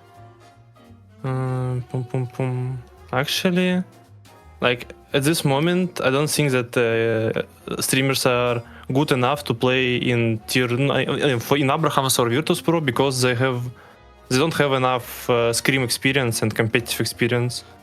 Like I think that's the major problem why they can't do it right now. Like yeah, maybe Wolf or Sanya Sniper, but others, like I don't know actually. Fair call out. We have a very special guest, Mr. Kaplan, the original host of Fight Night, aka Night Shift Now. What do you got to say for us, Kaplan? I'm just curious, actually, saying, first of all, hello.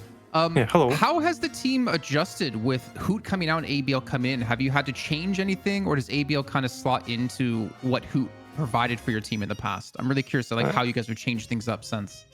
Like actually, it was pretty hard for us to start playing with ABL because first of all, we start speak Russian. Like when we were playing with Hood, all our communications were in English, and our voice chat was super clear, like zero spam because you have to think to say something. When ABL joined, our first screams and first Deadlock Night Shift was, I don't know, it was our voice was like, you're in school in 2nd grade and kids are screaming, like that's how it's feeling.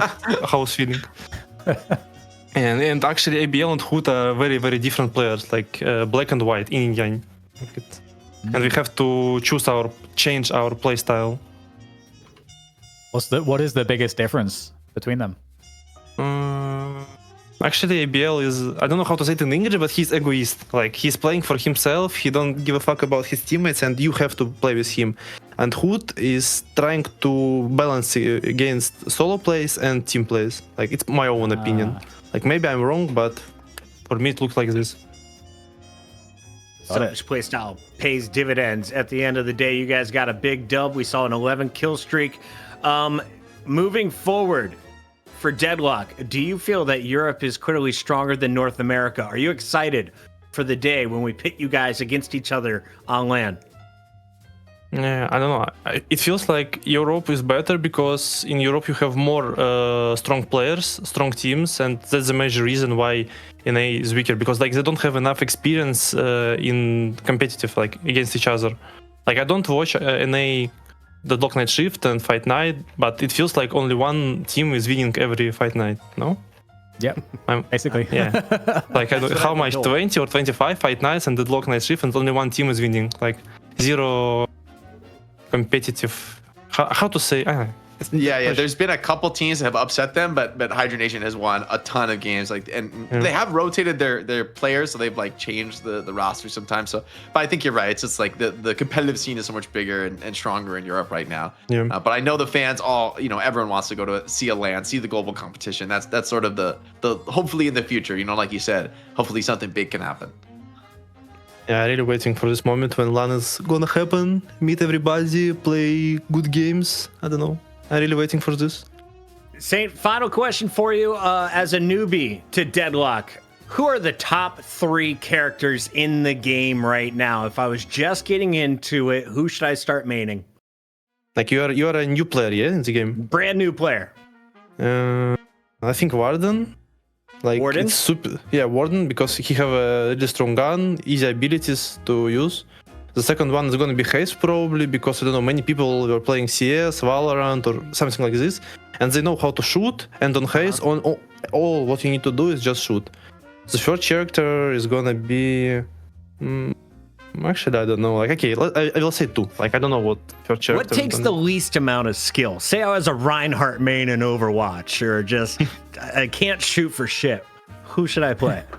Actually, I remember. Like, actually, super easy hero is Monk Krill. Like, impossible to kill, easy ult. You can build spirit and kill everybody with your ult. Push, do everything like on this hero. Like, yeah, Krill. And he's good enough for grand final matches for EU. I love that call out. Once again, thank you for joining us here on Night Shift. This was shift number 4. And once again, it's Abraham's champs. Thanks for joining us, Saint. Yeah, thank you guys. Good luck. We're going to a break. We come back. Jason Kaplan is subbing in. We got ZP coming in. DDK, Jake, any final thoughts on the night? Starting with you, DDK. Play more Deadlock. Get those primers going on the Twitch page. Come on. Also, Jake will be gone, but I've been told that ZP is willing to purr for every 10 gifted.